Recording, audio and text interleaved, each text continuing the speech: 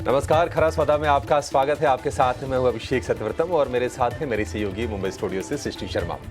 पिछले हफ्ते बाजार ने एक रेंज में बिताया है, 25,000 के आसपास की हमने क्लोजिंग देखी है अगर हम पिछले 3 सत्र की बात करें तो। लेकिन ये हफ्ता बड़ा खास है और खास कई वजहों से भी है। एक तो नतीजों का बड़ा ट्रिगर होगा इस हफ्ते। आज रिलायंस के नतीजे आएंगे, इसके अलावा इस हफ्ते हम देखेंगे एचडीएफसी बैंक के, बजाज ऑटो के, एक्सिस बैंक के तमाम बड़े नतीजे निफ्टी के आएंगे। और साथ ही साथ Hyundai का आईपीओ भी कल से खुलने जा रहा है। 27,500 करोड़ रुपए का आईपीओ होगा तो लिक्विडिटी पर थोड़ा सा असर तो पड़ेगा ही। लेकिन बाजार की जो चिंताएं हैं वो जस की तस है। एफआईज लगातार बिकवाली कर रहे हैं। पिछले अगर हम 9-10 सत्र की बात कर लें, करीब 70,000 करोड़ रुपए की कैश में बिकवाली हो चुकी है। सवाल यह है कि क्या एफआईज की बिकवाली ये थमेगी? हालांकि चाइना में कुछ नए स्टिमुलस के वादे किए गए हैं। वो वादे हैं मतलब कुछ कॉन्क्रीट निकल के नहीं आया है। अगर हम मॉनेटरी टर्म्स की बात करें तो बाजार, भारतीय बाजार हो सकता है कि उसको पॉजिटिवली ले, उस पर रिएक्ट करे। लेकिन कह सकते हैं थोड़ा मिक्स्ड क्यूज हैं। मतलब मिडिल ईस्ट की टेंशन एज इट इज है। हालांकि चाइना में डिफ्लेशन की जो चिंताएं उसके चलते हमने देखा कि क्रूड में 1% के आसपास की कमजोरी है। तो भारतीय बाजारों की चाल कैसी होगी, इस पर बहुत ही विशेष नजर रहेगी और एक्सपर्ट्स हम समझने की कोशिश करेंगे कि आपकी रणनीति क्या होनी चाहिए। क्या 25,000 के आसपास बेस फॉर्मेशन बाजार का हो गया है? क्या बाजार चलने के लिए तैयार है? इस पर नजर रहेगी। क्या नतीजे ट्रिगर दे पाएंगे, इस पर भी हम आगे चर्चा करेंगे। लेकिन चलिए पहले वो 4 ट्रिगर्स आपके सामने लेकर आते हैं जो आज बाजार की मेजर हाइलाइट्स होंगी। तो शुक्रवार को डाउ जोन्स और S&P 500 ने नया शिखर बनाया है। अमेरिकी बाजारों का जो मूड है, जो माहौल है वो इंटैक्ट है, उसमें कोई दिक्कत नहीं है। गिफ्ट निफ्टी की बात करें, आज हल्की सी तेजी है। हालांकि अगर आप ऊपरी स्तर से देखेंगे तो थोड़ी सी नरमी ऊपरी स्तरों से आ रही है। लेकिन यह है कि हाँ, 25,000 के ऊपर गिफ्ट निफ्टी बना हुआ है। एफआईज ने कैश में 10 दिनों में करीब 69,000 करोड़ रुपए के शेयर बेचे हैं। क्या एफआईज और बेचेंगे? क्या गुंजाइश है? या फिर चाइना की जो अपनी टेंशन है, क्योंकि ऐसी आशंकाएं जाहिर की जा रही हैं कि जो इस साल का जो 5% के जीडीपी ग्रोथ का लक्ष्य है, शायद ही चीन उसको हासिल कर पाए और कहीं ना कहीं अब डिफ्लेशन यानी कि मुद्रास्फीति इसको कहते हैं हिंदी में, उसकी चिंताएं बाजार पर हावी होती दिखेंगी और फिर से एफआईआईज या बड़े निवेशक चीन के बाजार से दूरी बनाएंगे, क्योंकि चीन के बाजार चल भी चुके हैं। अगर आप सितंबर के लो से देखेंगे तो 25% के आसपास की रैली ऑलरेडी हो चुकी है। लेकिन आज जो नजर होगी एचसीएल टेक के नतीजों पर, रिलायंस के नतीजों पर बाजार की नजर होगी और डी-मार्ट के नतीजों पर बाजार रिएक्शन देगा। डी-मार्ट के नतीजे कमजोर साइड पर आए हैं और मैनेजमेंट ने एक चिंता भी जाहिर की है कि ऑनलाइन के चलते बिक्री पर असर पड़ा है। ये शायद कई तिमाहियों के बाद, मुझे याद नहीं है कि मैनेजमेंट की तरफ से बिक्री को लेकर इस तरह की कमेंट्स कब आए हैं।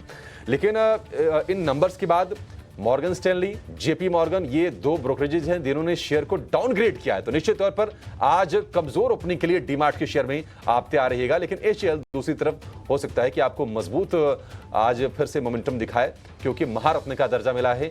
देश की 14वीं महारत्न सीपीएसी ये कंपनी बन गई है और एलएनटी को लेकर जेपी मॉर्गन का ओवरवेट रेटिंग आई है। लक्ष्य भी जेपी मॉर्गन ने एलएनटी के शेयर को लेकर ठीक ठाक दिया है।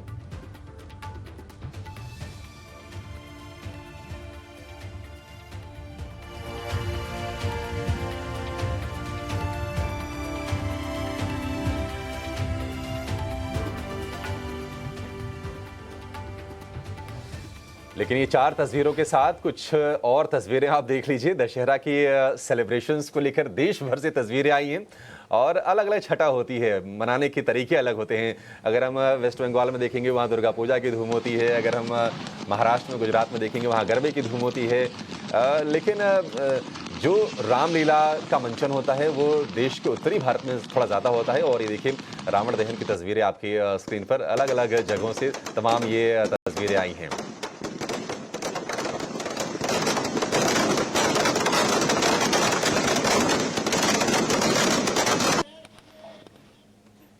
तो दशहरे का तो उत्सव पूरे धूमधाम से जो है देश में मनाया गया और अब जो है त्योहारों की छड़ी लग जाएगी, तो उसके लिए भी मार्केट्स में भी उत्साह जो है हम देख ही रहे हैं। हम आपके लिए हाईलाइट भी करेंगे कौन से सेक्टर्स पर जो है अब फेस्टिव सेल्स का असर आना शुरू हो गया है।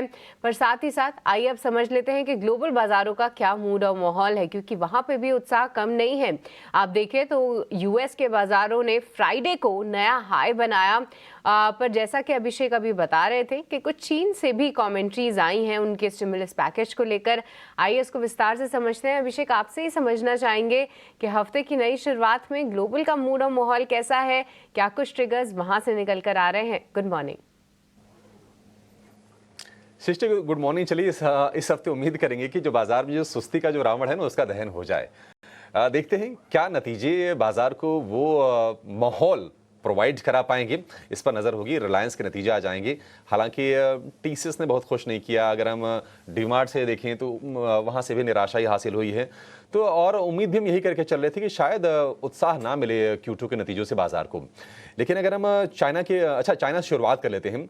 चाइना ने स्टिमुलस पैकेज दिया, लेकिन पैकेज कहना थोड़ा सा गलत होगा, उसको स्टिमुलस के वादे कहें तो बेहतर होगा, क्योंकि उसमें रकम कितनी डाली जाएगी इकोनॉमी में, उसका कहीं ना कहीं अभाव है। जो भी वादे आए हैं, चाइना की सरकार ने कहा है कि रियल एस्टेट को सपोर्ट करने के लिए स्पेशल बॉन्ड जारी किए जाएंगे, बड़े बैंकों में पूंजी डालने के लिए स्पेशल बॉन्ड जारी होंगे। कितनी रकम के बॉन्ड जारी होंगे, इसको लेकर ऐलान नहीं हुआ है। खपत को बढ़ाने के लिए छात्रों को सब्सिडी का ऐलान किया गया है। 2024-25 में फिस्कल और टैक्स रिफॉर्म किए जाएंगे। और चीन की सरकार ने कहा है कि कर्ज को और डेफिसिट को बढ़ाने के लिए अभी भी गुंजाइश है। लेकिन दिक्कत यह है कि ये सारे के सारे वादे हैं और एक्सपर्ट्स कह रहे हैं कि वादों पर क्या करना, क्योंकि आपसे उम्मीद तो ये थी कि कुछ बिग बैंग स्टिमुलस पैकेज का ऐलान करेंगे, लेकिन वादे हैं, रकम को लेकर सफाई नहीं है। साफ पॉलिसी रोड मैप नहीं आने से निवेशकों में कहीं ना कहीं चिंता है। लेकिन हाँ, अगर आप भारतीय बाजार में अगर आप ट्रेड करने तो निश्चित तौर पर आपके लिए राहत की खबर जरूर है, क्योंकि अगर बड़े स्टिमुलस आते हैं तो निश्चित तौर पर थोड़ी सी चिंता और बढ़ती कि क्या एफआईएस की बिकवाली और बढ़ेगी। तो उस लिहाज से कह सकते हैं कि एक आपके लिए ठीक ठाक चीज़ है। और एक और अच्छी चीज़ हुई है कि चाइना में जो डिफ्लेशन का डर है, वहाँ की इकोनॉमी में जो संकट बढ़ रहा है, हमने कच्चे तेल में भी ऊपरी स्तरों पर थोड़ा सा प्रेशर देखा है। $1 के आसपास की गिरावट आई है। ब्रेंट क्रूड की बात करें तो $78-79 के रेंज में ही कारोबार कर रहा है। लेकिन अमेरिकी बाजारों से अगर हम बात करें तो वहाँ से संकेत ठीक ठाक है। शुक्रवार को डाउ जोन्स S&P 500 रिकॉर्ड ऊंचाई पर बंद हुए हैं। डाउ में हमने 400 अंकों की तेजी देखी। S&P 500 में करीब आधे % के आसपास की मजबूती रही है। कुछ जो बड़े फाइनेंशियल कंपनीज रही हैं, JP मॉर्गन 4.5% चढ़ा है। उम्मीद से अच्छे Q3 के नतीजे आए हैं और फाइनेंशियल शेयरों के नतीजों ने ही बाजार को सपोर्ट करने का काम भी किया है। वेल्स फार्गो के शेयर में हमने देखा कि करीब 5.5% के आसपास की तेजी आई है। सोना सीमित दायरे में है, वहां से कोई टेंशन नहीं है। और अच्छी चीज़ ये है कि मिडिल ईस्ट से भी कोई एस्केलेशन को लेकर कोई नेगेटिव न्यूज़ नहीं आई है। जो चर्चाएं चल रही थी कि क्या इजराइल ईरान पर रिटेलिएटरी यानी कि बदले वाला अटैक करेगा, तो वहां से कोई नेगेटिव चीज़ नहीं है। तो ये भी आपके लिए कह सकते हैं कि एक राहत की चीज़ है। तो मिडिल ईस्ट से राहत है, चाइना से राहत है। एक तनाव ये है कि चाइना ने ताइवान के पास कुछ मिलिट्री ड्रिल शुरू की है और उसको लेकर थोड़ा सा शायद आपको कॉशियस रहने की जरूरत है। लेकिन ओवरऑल अगर हम कहेंगे ठीक ठाक है, मतलब मिक्स्ड है बाजार। हो सकता है वेट इन वॉच के मूड में हूं, क्योंकि आज बड़े नतीजे आने वाले हैं। रिलायंस तो बाजार बंद होने के बाद आएगा। 25,075 के आसपास का निफ्टी है। चलिए अब यहां से ये बढ़ेंगे कि एफआईएस से संकेत क्या है और आंकड़ों को आप किस तरह से देखेंगे। एफआईएस की कैश मार्केट में लगातार 10 दिनों में 69,000 करोड़ रुपए की बाइंग आ चुकी है। लेकिन एफआईएस की होल्डिंग अब किस तरह से है। डिम्पी हमारे साथ जुड़ गए हैं। डिम्पी, अगर हम पिछले हफ्ते की बात करें तो 25,000 के बेस को बाजार ने पकड़ने की कोशिश की है। अगर खास तौर से पिछले 3 सत्र की बात करें तो एफआईएस की लगातार बिकवाली चल रही है। आप ये बताइए कि आंकड़ों में आप क्या रीड कर रहे हैं एफआईएस के, क्या खास आपको दिख रहा है। इंडेक्स ऑप्शंस में तो करीब 25,000 करोड़ रुपए की बाइंग हुई है। एफआईएस की लॉन्ग होल्डिंग अब किस तरह से आ गई है। देखिए, होल्डिंग्स जितनी होनी चाहिए उतनी आ चुकी है। मार्केट के हिसाब से जितनी रिक्वायरमेंट थी उतनी हो भी चुकी है और ये अच्छे से घटी है और ये जल्दी भी घटी है। जिस स्पीड से बढ़ी उसी स्पीड से घटी भी। कहने का मेरे मतलब है अब हम उस जगह पर हैं जहाँ पर एफआईज आपके यहाँ पे ओवर शूटेड नहीं है, ओवर बॉट नहीं है। आपके यहाँ पे एफआईज उतने ही हैं जितने टिपिकली एक बुक में पढ़ाए जाते हैं। मान लीजिए आपके पास मैं 100 रुपये दूँ तो आप कहेंगे कि 3 बड़े प्लेयर हैं, कितने पैसे बांटोगे, तो मैं बोलूँगा 33-33 रुपये बांट दूंगा तो मेरे 100 रुपये पूरे बढ़ जाएंगे। तो कुल मिला के एफआईज की होल्डिंग उतनी ही है मार्केट के अंदर। इस समय अगर आप एफआईज का नंबर चेक करें, चलिए मैं आपको क्लियर भी कर देता हूँ सारे एक पॉइंट करके। 35% के लॉन्ग पोजीशंस लेके बैठे हैं और एक घटी है 38 से। और मैं पिछले हफ्ते के सोमवार से अगर इस हफ्ते के सोमवार को कैलकुलेट करूं तो ये मोटा मोटी करीब 30 से 35% घटी है, यानी कि आधी हो गई है जितनी लॉन्ग पोजीशंस थी मार्केट के अंदर। दूसरा, रिटेल की होल्डिंग्स बढ़ी है। हर गिरावट में रिटेल ने खरीदा है। ये 24,800 तक भी खरीदा गया है और ये 51,000 के नीचे बैंक निफ्टी को भी खरीदा गया है। खरीदने का क्वांटम ज़्यादा था कि कम था, मैं बोलूँगा थोड़ा कम था। अगर ये ज़्यादा होता और इसमें DIs भी होता तो आप बहुत जल्दी रिकवर करके आप ऊपर आ गए होते और आपने 25,200, 51,500 को तोड़ ताड़ के बराबर करके क्लोजिंग भी दिखा दी होती। लेकिन दो अटैम्प्ट अगर फेल हो रही हैं, आपसे 25,200 नहीं टूट रहा, 51,500 नहीं टूट रहा, इसका मतलब क्वांटम ना केवल बड़ा छोटा है बल्कि वो ज़्यादा प्रभावशाली भी नहीं है, उन लोगों के पास है जिनके पास ज़्यादा प्रभाव नहीं है। तो थोड़ा मैं वैसे बोल रहा हूँ, आप रिटेलर्स को अन्यथा ना लें, बट ये है कि रिटेलर्स ने बहुत समझदारी का काम उठाया है। और मैं आपको सच्ची बात बताता हूँ, मैं रिटेल के आंकड़े रोज़ देखता हूँ, मेरे को रोज़, मैं खुद निकला भी हूँ डीलिंग से, तो मैं बताऊँ रिटेलर भी नहीं चाहता कि ऑल टाइम हाई लग जाए। ऑल टाइम हाई लगने की प्रॉब्लम्स अलग किस्म से आ जाती हैं। फिर आपको ना जानबूझ के, आपका मन है या नहीं है, आपको ज़बरदस्ती की सेलिब्रेशन करनी पड़ती है। ज़बरदस्ती का केक काटो, ज़बरदस्ती का बधाइयाँ दो। अरे भाई, मेरा तो पैसा ही नहीं लगा, मैं किस चीज़ की बधाई दूँ किसको? मैंने तो कमाया ही नहीं, मैं किस चीज़ की बधाई दूँ आपको? तो ये वाली फीलिंग जो आती है ना, फोमो वाली फीलिंग कि फियर ऑफ मिसिंग आउट, भाई मेरे से मिस हो गया, मैं पार्टिसिपेट ही नहीं कर पाया, ये गलत डिसीजन की तरफ उकसाती है आपको। और ये उकसाना पिछली बार भी हुआ था जब हम 26,000 के निकट काफ़ी पहुंच रहे थे, तब भी आपने देखा होगा यही फीलिंग मार्केट के अंदर आ रही थी कि छोटे छोटे डिप बॉट हो रहे थे। इस बार मार्केट ने छोटा डिप ना करके थोड़ा बड़ा डिप कर दिया, बट वो भी बॉट हो रहा है, लेकिन वो बॉट होते समय धीरे धीरे हो रहा है, समय लग रहा है, टाइम लग रहा है। एक और चीज़ बता दूं, शुक्रवार को मैं नहीं था, शुक्रवार को मार्केट के अंदर एक नया इतिहास जैसा रचा जा रहा है।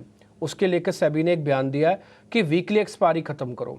वीकली एक्सपायरी के अंदर खाली निफ्टी की एक्सपायरी आ जाएगी, 20 नवंबर से एप्लीकेबल हो जाएगी। ये बहुत बड़ा डिसीजन है। कहने को डिसीजन होगा कि एक लाइन का ही तो है, ऑप्शन से तो बंद कर रहे हैं। अब आप देखिएगा इसका कमाल, आप आगे चल के मार्केट के अंदर जो डलनेस है वो आएगी, मार्केट के अंदर पार्टिसिपेशन थोड़ा कम होगा। मार्केट को एक नए एरा के अंदर एंट्री करनी है। जिन्होंने बढ़ाया वही काट रहे हैं पर, अब तो जिन्होंने बढ़ाया, जो उन्होंने अगर वो पर काट रहे हैं तो आपको अलग तरीके से कैलकुलेशंस डालनी होगी। और FIs का भी रोल इसमें बहुत इंपॉर्टेंट हो जाएगा। तो मैं इसमें रेगुलेशन वाला पॉइंट भी डाल रहा हूँ। ये छोटा मोटा पॉइंट नहीं था शुक्रवार को जो सेबी ने ये बताया कि भाई ऑप्शंस को आप ख़त्म करो, 20 तारीख से सिर्फ एक ऑप्शन रखो जो कि निफ्टी की रहेगी, और सारी ऑप्शंस को हटा रहे हैं। सिर्फ सेंसेक्स को भी बोला गया, BSE को भी बोला गया, वो खाली सेंसेक्स रख रहा है, इसके अलावा और नहीं है। तो ये बहुत इंपॉर्टेंट पॉइंट है जो मैं इस समय आपके पॉइंट सामने रखना चाहता हूँ। एक और बस लास्ट पॉइंट बोल देता हूँ FIs के नंबर्स पे।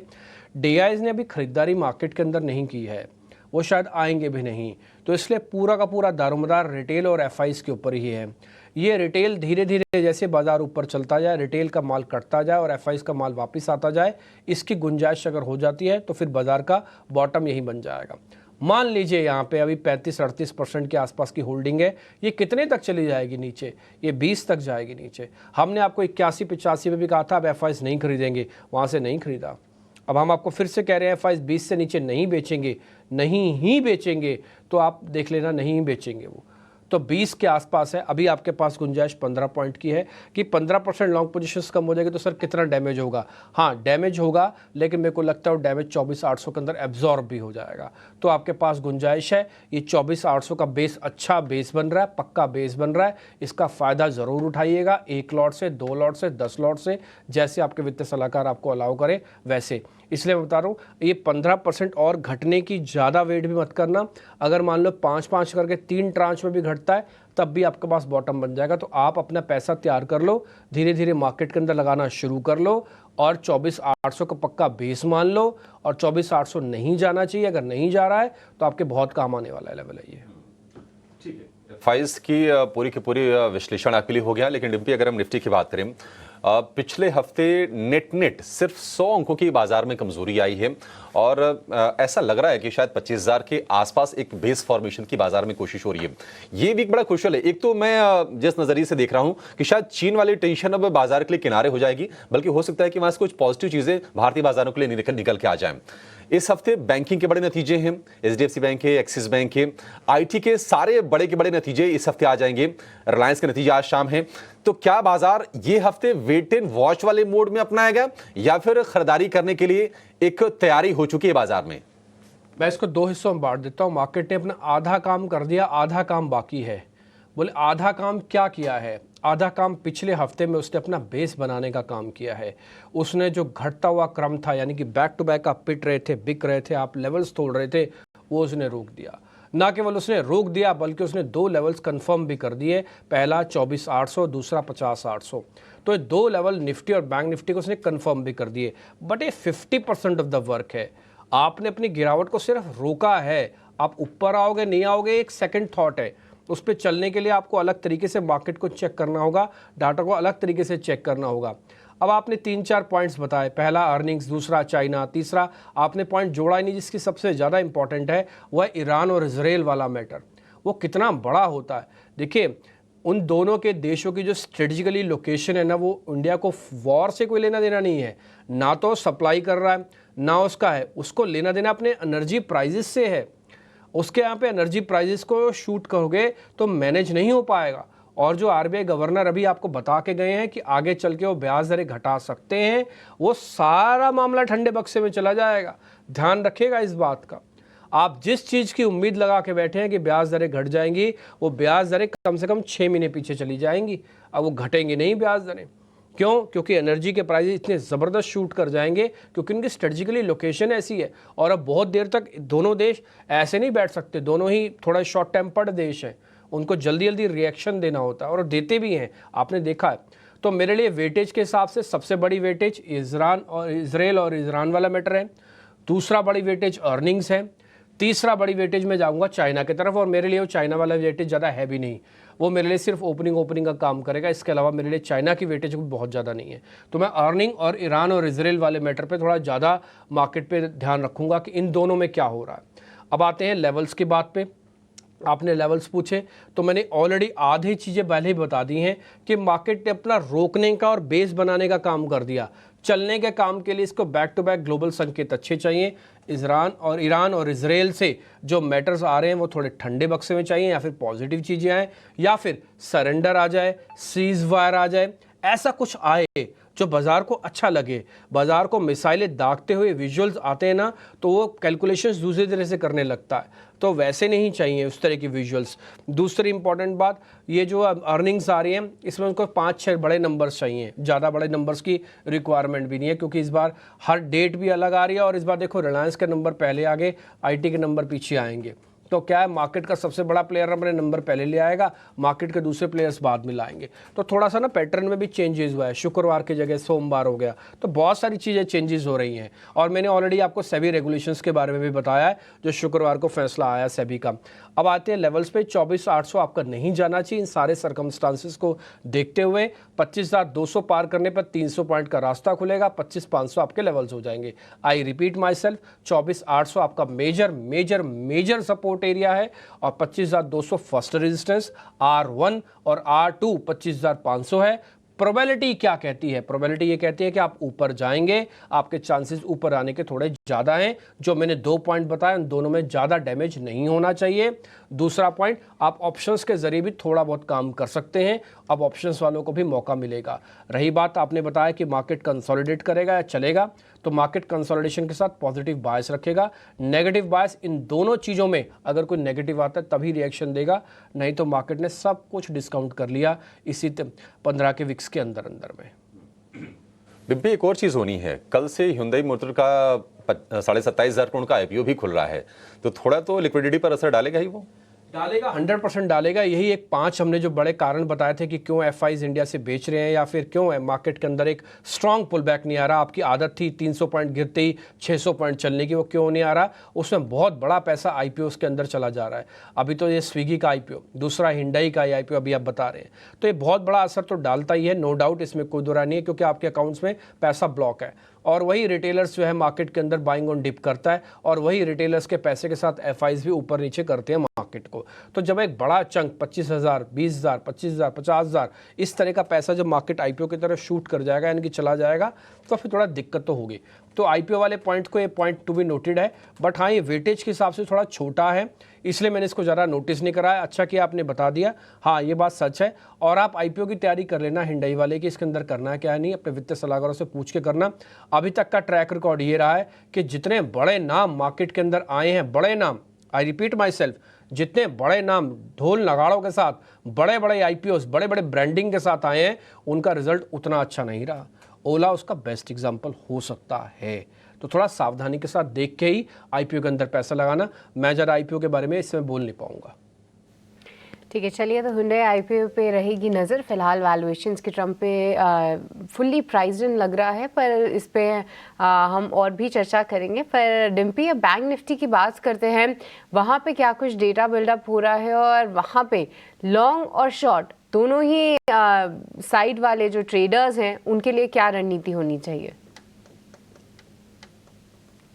देखिए, बैंक निफ्टी ने एक कमाल अच्छा करके दिखाया। पहले मैं उसकी अच्छी बातें बताया तो फिर मैं बुरी बात भी बताता हूँ बैंक निफ्टी की। अच्छी बात क्या है बैंक निफ्टी की? बैंक निफ्टी ने क्या किया कि अपने आप को स्ट्रॉन्ग बेस में कन्वर्ट किया। देखो, बैंक निफ्टी ऐसा, उसके सिर्फ 4 बैंक को पकड़ के ले आओ और उनको पनिशमेंट दे दो, बैंक निफ्टी अपने आप टूट जाएगा। अच्छा, ये क्या मैं जानता हूँ अकेला? क्या आप नहीं जानते? सब लोग जानते हैं, ये सारी दुनिया जानती है कि वेटेज का गेम बैंक निफ्टी को डिस्टर्ब करता है। लेकिन उन चारों ही शेयर्स के अंदर, Kotak, IndusInd, ICICI, axis bank के अंदर, इन सब के अंदर नए लेवल्स बनने की तैयारी हो रही है। अगर ये चारों बैंक इंक्लूडिंग एचडीएफसी बैंक, अगर HDFC bank, Kotak, IndusInd, Axis, ICICI, इन सब में कुछ ज़्यादा बड़ा डैमेज नहीं होता तो आप मान के चलिएगा कि बैंक निफ्टी उड़ने को भी तैयार है। ये उड़ना क्या होता है? उड़ना कहने का मतलब कि 1500 पॉइंट का जो डैमेज उसने रिसेंटली झेला है उसको एक कवर कर जाएगा। क्या एक दिन में कवर होगा? नहीं, एक दिन में कवर नहीं होगा। एक दिन में कवर होता तो अब तक हो चुका होता। कैसे पता लगा हो चुका होता इसलिए क्योंकि 51,500 पे आके आपके ऑप्शंस चेंज चेक करोगे, बहुत ज़बरदस्त शॉर्ट स्क्वीजिंग आनी थी। 2 बार मार्केट ने 51,500 को टेस्ट किया, बट दोनों बार वहाँ से फेल हो गया। इसका मतलब इतना प्रेशर ही नहीं था कि वहाँ से शॉर्ट्स के बैरियर को तोड़ दिया जाए। इसलिए अटेम्प्ट मैं कह रहा हूँ, अगर करना होता तो कर चुका होता। अब मार्केट को तीसरी अटेम्प्ट लेनी है। आप इसको कुछ वैसा ही खिलाड़ी मान के चलिए, अगर आप विजुअलाइज करना चाहते हैं अपनी आंखों में कि एक प्लेयर है, ओलंपिक खेलने जाता है, एशियाड या कॉमनवेल्थ खेलने गया है, वो बार बार एक ही गलती से चूक रहा है और गड़बड़ हो रही है, फिर आता है अपने देश में प्रैक्टिस करता है, फिर जाता है कंपटीशन खेलने के लिए। लेकिन इस बार बैंक निफ्टी जब कंपटीशन खेलने के लिए जाएगा, यानी कि 51,500 को पार करने के लिए आएगा, इस बार थोड़ी ज़्यादा अच्छी तैयारी करके आ रहा है। वो इसलिए आ रहा है क्योंकि 4 बैंकों का सहयोग लेके आना चाहता है। उसको समझ में आ गया कि एचडीएफसी और आईसीआईसीआई से मैं बहुत जल्दी और बहुत देर तक पार नहीं पाऊंगा, इसलिए सबका साथ सबका विकास चाहिए। उसने 4-5 बैंक अपनी झोली में डाल लिए, उन सब बैंकों को तैयार कर रहा है और चल सकता है। पहला टारगेट क्या? 51,500। दूसरा टारगेट क्या? 51,800। तीसरा टारगेट क्या? 52,500। 52,800 यहाँ तक भी आ सकता है। इसलिए मैंने अपने शुरुआती नोट में कहा कि 1500 पॉइंट माफ़ कीजिए, 1500 पॉइंट बैंक निफ्टी चलने की गुंजाइश रखता है। रही बात सपोर्ट की, सपोर्ट कहाँ पे है? 50,800 का अहम सपोर्ट है। बोले सर बंद तो 51,200 पे है, 50,800 मतलब 400 पॉइंट नीचे है। यस, 400 पॉइंट इसलिए नीचे है क्योंकि बैंक निफ्टी के अंदर जो स्विंग आ रहा है ना, वो कई बार ज़्यादा आ रहा है और बहुत तेज़ आ रहा है। ये नॉर्मल इन नेचर नहीं है। और ध्यान रखा जाए, धीरे धीरे करके बैंक निफ्टी की वीकली एक्सपायरीज भी खत्म हो रही हैं। तो बैंक निफ्टी का जो मूवमेंट है वो पहले शिफ्ट होगा, कैसे होगा, कितना होगा, हमको भी नहीं पता, किसी को भी नहीं पता, इंक्लूडिंग सॉफ्टवेयर्स को भी नहीं पता कि वो कैसे कितना बड़ा मार्केट का चंक आ जाएगा। तो इसलिए 50,800 को थोड़ा स्विंग के लिए जगह दो मार्केट को, इसलिए 50,800 का स्टॉप लगाओ। इस डिप का अच्छे से इस्तेमाल करो। एक और पॉइंट मैं बैंक निफ्टी के अंदर अच्छा जोड़ देता हूँ, वो है इसका पुट कॉल रेशियो, पीसीआर जिसको आप कहते हो, 0.71 पे है। ये बाय के लिए अच्छा जोन माना जाता है, यानी कि आप चाहें तो एक पुल बैक का ट्रेड ले सकते हैं। दूसरी, जैसे मैंने ऑलरेडी आपको 4 बैंकों के बाद बताई, एफआईएस की होल्डिंग के बाद बताई, तो ये सारी चीज़ें इंडिकेट कर रही हैं। अच्छा, एक और पॉइंट भी मैं आपको क्लियर कर देता हूँ। जब इंडेक्स ऑप्शंस के अंदर शुक्रवार को काम हो रहा था ना, तो जो आप बता रहे हैं कि 26,000 करोड़ रुपए की इंडेक्स, 24,000 करोड़ की इंडेक्स ऑप्शंस के अंदर बाइंग आई है, उसमें से बहुत बड़ा चंक वो करीब करीब बैंक निफ्टी के अंदर भी आया। 10,000 करोड़ रुपए बैंक निफ्टी के अंदर भी आया। तो बैंक निफ्टी का बेस भी अच्छा है, आप इसका भरपूर फ़ायदा उठाएं। 1, 2 लॉट, 3 लॉट, 4 लॉट से जहां से आपको डालना है अपनी पोजीशंस को ज़रूर डालें और अपना होल्ड करके बैठें। 50,800, 24,800 दो इंपॉर्टेंट लेवल हैं। ऑप्शंस वाले सामने पे ट्रेड करना, आगे पीछे मत करना। अब मैं जल्दी से ख़त्म कर देता हूँ क्योंकि मेहमान हमारी फिर वेट कर रहे हैं। 9 शेयर F&O बैन में है। बैन वाले शेयरों की ज़रा सूची दिखा देना स्क्रीन पर। और एक चीज़ आपको बस और बतानी थी, वो था, ये हो गया सारा कुछ। हाँ, विक्स जो है, विक्स अभी घटा हुआ है और वो घट के अभी करीब 13 के आसपास अभी चल रहा है, 13.5 समथिंग के आसपास। तो ज़्यादा डैमेज नहीं करेगा आपको विक्स। तो अभी जब तक 15 के पार नहीं होता मार्केट में घबराहट वापस नहीं आएगी। देवांग शाह मेरे को स्क्रीन पे दिख रहे हैं, उनसे ज़रा करते हैं बातचीत। देवांग सर बहुत बहुत शुक्रिया, थैंक यू वेरी मच समय देने के लिए। ज़रा बताएं आपकी कैलकुलेशन इंडेक्स को लेकर, फिर अब स्टॉक्स भी बताइएगा। Very good morning. फर्स्ट बात करें निफ्टी की, तो डेफिनेट निफ्टी में हमने देखा है कि एक आफ्टर द करेक्शन स्टॉक में एक रेंज में हमने निफ्टी देखने मिली है। तो ट्रेडर्स को सलाह रहेगी कि वॉलेटिलिटी आगे भी देखने मिल सकती है, तो अपने रिस्क मैनेज करें। जहां तक सपोर्ट की बात करें 24,850 निफ्टी फ्यूचर का सपोर्ट है, 25,250 रेजिस्टेंस जोन है। तो बाय एंड डिप्स की स्ट्रेटेजी रखें, बट जैसे हमने कहा कि एक रिस्क को मैनेज करें बिकॉज वॉलेटिलिटी हमें देखने मिल सकती है। बैंक निफ्टी की जहां तक बात करें, बैंक निफ्टी का जो सपोर्ट है 50,800 है, 51,800, 51,900 ये बैंक निफ्टी का रेजिस्टेंस जोन है। यहाँ पे भी बाय एंड डिप्स की स्ट्रेटेजी रखने की सलाह हो।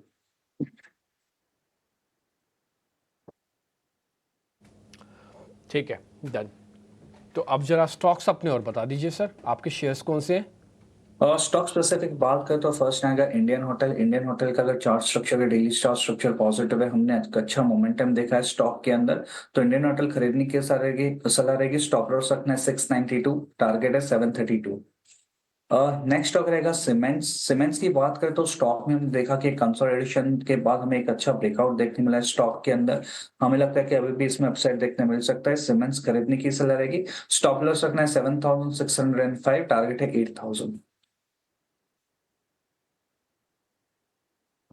होटल्स आपका शेयर काफ़ी ठीक लग रहा है, 732 तक का आप बता रहे हैं, इसके अंदर टारगेट है 692 का एक स्टॉप लॉस भी आपको लगाना है। दूसरा शेयर भी जरा सर का दिखाना, और इंडेक्स इस पे जो ट्रेड है जो सर ने भी बताया वो भी जरा वापस से नोटिस करा देना। सीमेंस मैं भी बोलूँगा कि अगर आप मिडल ऑफ दिस सीरीज़ में अगर किसी सेक्टर ने सरप्राइजिंगली एंट्री की है अच्छे डाटा से और एफआईएस की होल्डिंग से थोड़ा बहुत, और मैं बोलूँगा थोड़ा लॉन्ग पोजीशन से भी, वो है कैपिटल गुड्स। आप एबीबी, सीमेंस और इनके और पीयर्स भी चेक करेंगे तो आपको थोड़ा दिख जाएगा वो सारे लेवल। इसलिए सीमेंस भी लिस्ट से बाहर ना निकालेगा, ये भी अच्छा शेयर सर ने आपको दिया है।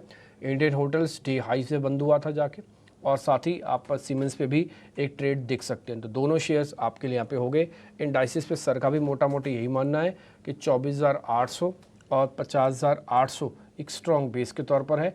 धीरे धीरे चाहें तो आप ट्रेड ले सकते हैं। अब जरा मैं जिन्हें नागर को अपने साथ जोड़ रहा हूँ ताकि वो खबरों वाले शेयर्स आपको बता दें। उसके बाद जैसे जैसे मेहमान जुड़ते जाएंगे उनके ट्रेडिंग कॉल्स भी आप नोट करते जाइएगा, और लास्ट में हम एक साथ ट्रेडिंग कॉल्स भी दिखाएंगे ताकि अगर आप थोड़ा आगे पीछे हो गए तो आपको मिस ना हो वो आपसे। जिन्हें गुड मॉर्निंग, जरा बताएं आज के स्टॉक्स एंड न्यूज़।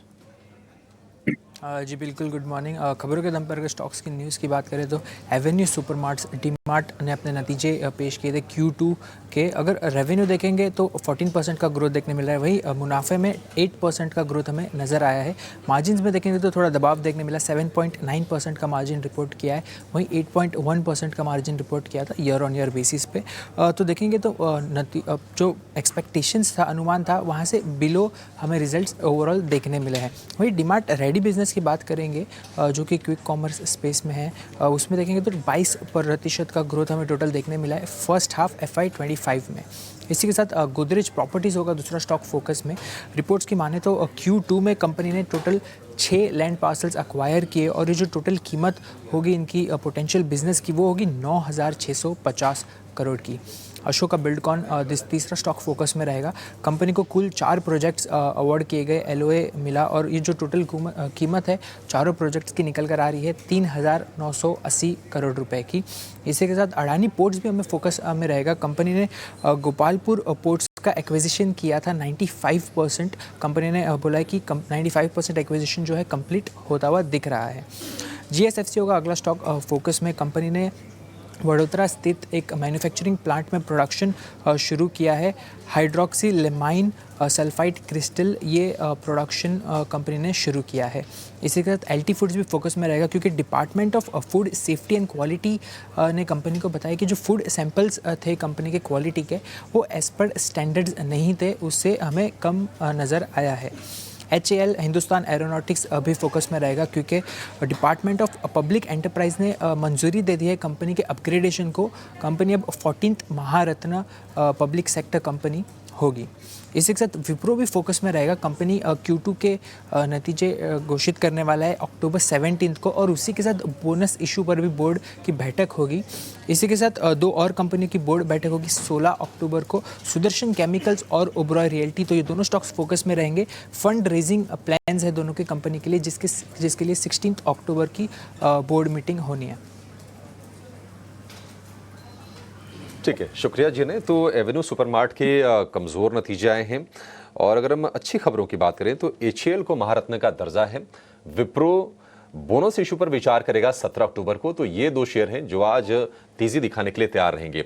लेकिन एवेन्यू सुपरमार्ट्स को लेकर चिंताएं बढ़ रही हैं, और ब्रोकरेजेस इस पर क्या सोच रहे हैं, जरा ये समझ लेते हैं। और बाकी ब्रोकरेजेस की रिपोर्ट्स कौन सी आई हैं जो आपको आज फोकस में रखनी चाहिए, ये बताने के लिए हमारे सहयोगी वरुण दुबे भी हमारे साथ जुड़ गए हैं। Varun, good morning. बताइए, एवेन्यू सुपरमार्ट से जरा शुरुआत कीजिए, क्या रिपोर्ट्स आई हैं और क्यों चिंताएं बढ़ रही हैं कंपनी को लेकर?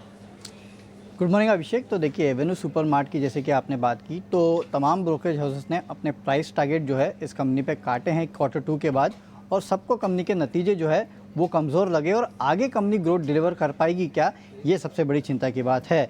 देखिए, शुरुआत करता हूँ JP मॉर्गन के साथ। यहाँ पे डाउनग्रेड क्या है, ओवरवेट से न्यूट्रल का कॉल, प्राइस टारगेट 5,700 से काट के 4,700 का किया है। इनका कहना है कि ओवरऑल कॉस्ट जो है वो इस कंपनी के यानी कि खर्चे बढ़े हैं, और लाइक टू लाइक सेल्स जो है वो थोड़ी बहुत मॉडरेट हुई है। लार्ज मेट्रो स्टोर्स जो है यानी कि जो मेट्रो सिटीज़ में स्टोर्स होते हैं वहाँ पे दिक्कत काफ़ी ज़्यादा है, और क्विक कॉमर्स जो है वहाँ पे भी काफ़ी हद तक उसका भी इम्पैक्ट जो है वो इस कंपनी पे देखने मिला है। दूसरा, आप देखिए, मॉर्गन स्टैनली की रिपोर्ट है, इन्होंने भी डाउनग्रेड किया है ओवरवेट से अब अंडरवेट का कॉल, और प्राइस टारगेट में ज़ोरदार कटौती इन्होंने की है। 5,769 से काट के सीधे 3,702 रुपये का प्राइस टारगेट दे रहे हैं। इनका कहना है कि हर पैमाने पे अगर आप देखेंगे तो कंपनी के नतीजे थोड़े मिस्ड थे, और जो कंपनी की ओवरऑल कमेंट्री है, खासकर कंपटीशन और ऑनलाइन ग्रोसरीज से जो इनको कंपटीशन मिल रहा है, इनको डाउट है कि आगे कंपनी 20% के आसपास की ग्रोथ डिलीवर करते दिखाई देगी। तो ये इनको सबसे बड़ा शक है। इसके लिए इनको लग रहा है कि यहाँ पे एक डी रेटिंग जो है वो शायद आपको एवेन्यू सुपरमार्ट की देखने मिल सकती है। इसके लिए देखिए, मॉर्गन स्टैनली हो या JP मॉर्गन, दोनों ने इस कंपनी को डाउनग्रेड किया है और प्राइस टारगेट काटे हैं।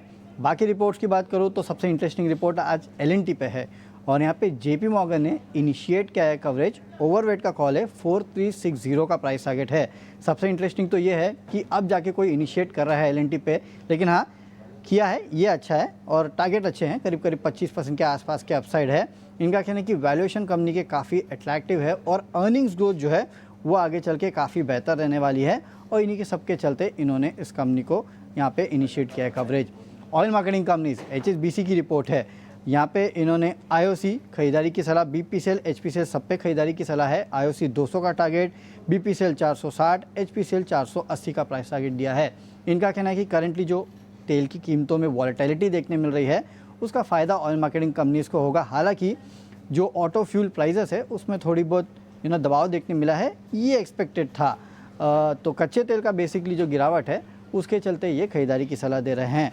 वही मेटल्स पे MK की रिपोर्ट है, हिंडाल्को पे इनफैक्ट सब पे इन्होंने कवरेज की शुरुआत की है। हिंडाल्को रेड्यूस का कॉल 650 का प्राइस टारगेट, वेदांता बाय का कॉल 600 का प्राइस टारगेट, नैल्को खरीदारी की सलाह 275 का प्राइस टारगेट। हिंडाल्को में ये कह रहे हैं जितने भी पॉजिटिव्स है सब प्राइस इन है, इसके लिए यहाँ पे रेड्यूस का कॉल है। वेदांता डीमर्जर का फ़ायदा होगा, इसके लिए यहाँ पे खरीदारी की सलाह, और नैल्को जितने भी अर्निंग्स आने वाली है इस कंपनी की बेसिकली वो काफ़ी पॉजिटिवली आपको सरप्राइज कर सकती है, इसके लिए नैल्को पे खरीदारी की सलाह, और नैल्को इनका सबसे प्रिफर्ड पिक है इस पूरे सेगमेंट में।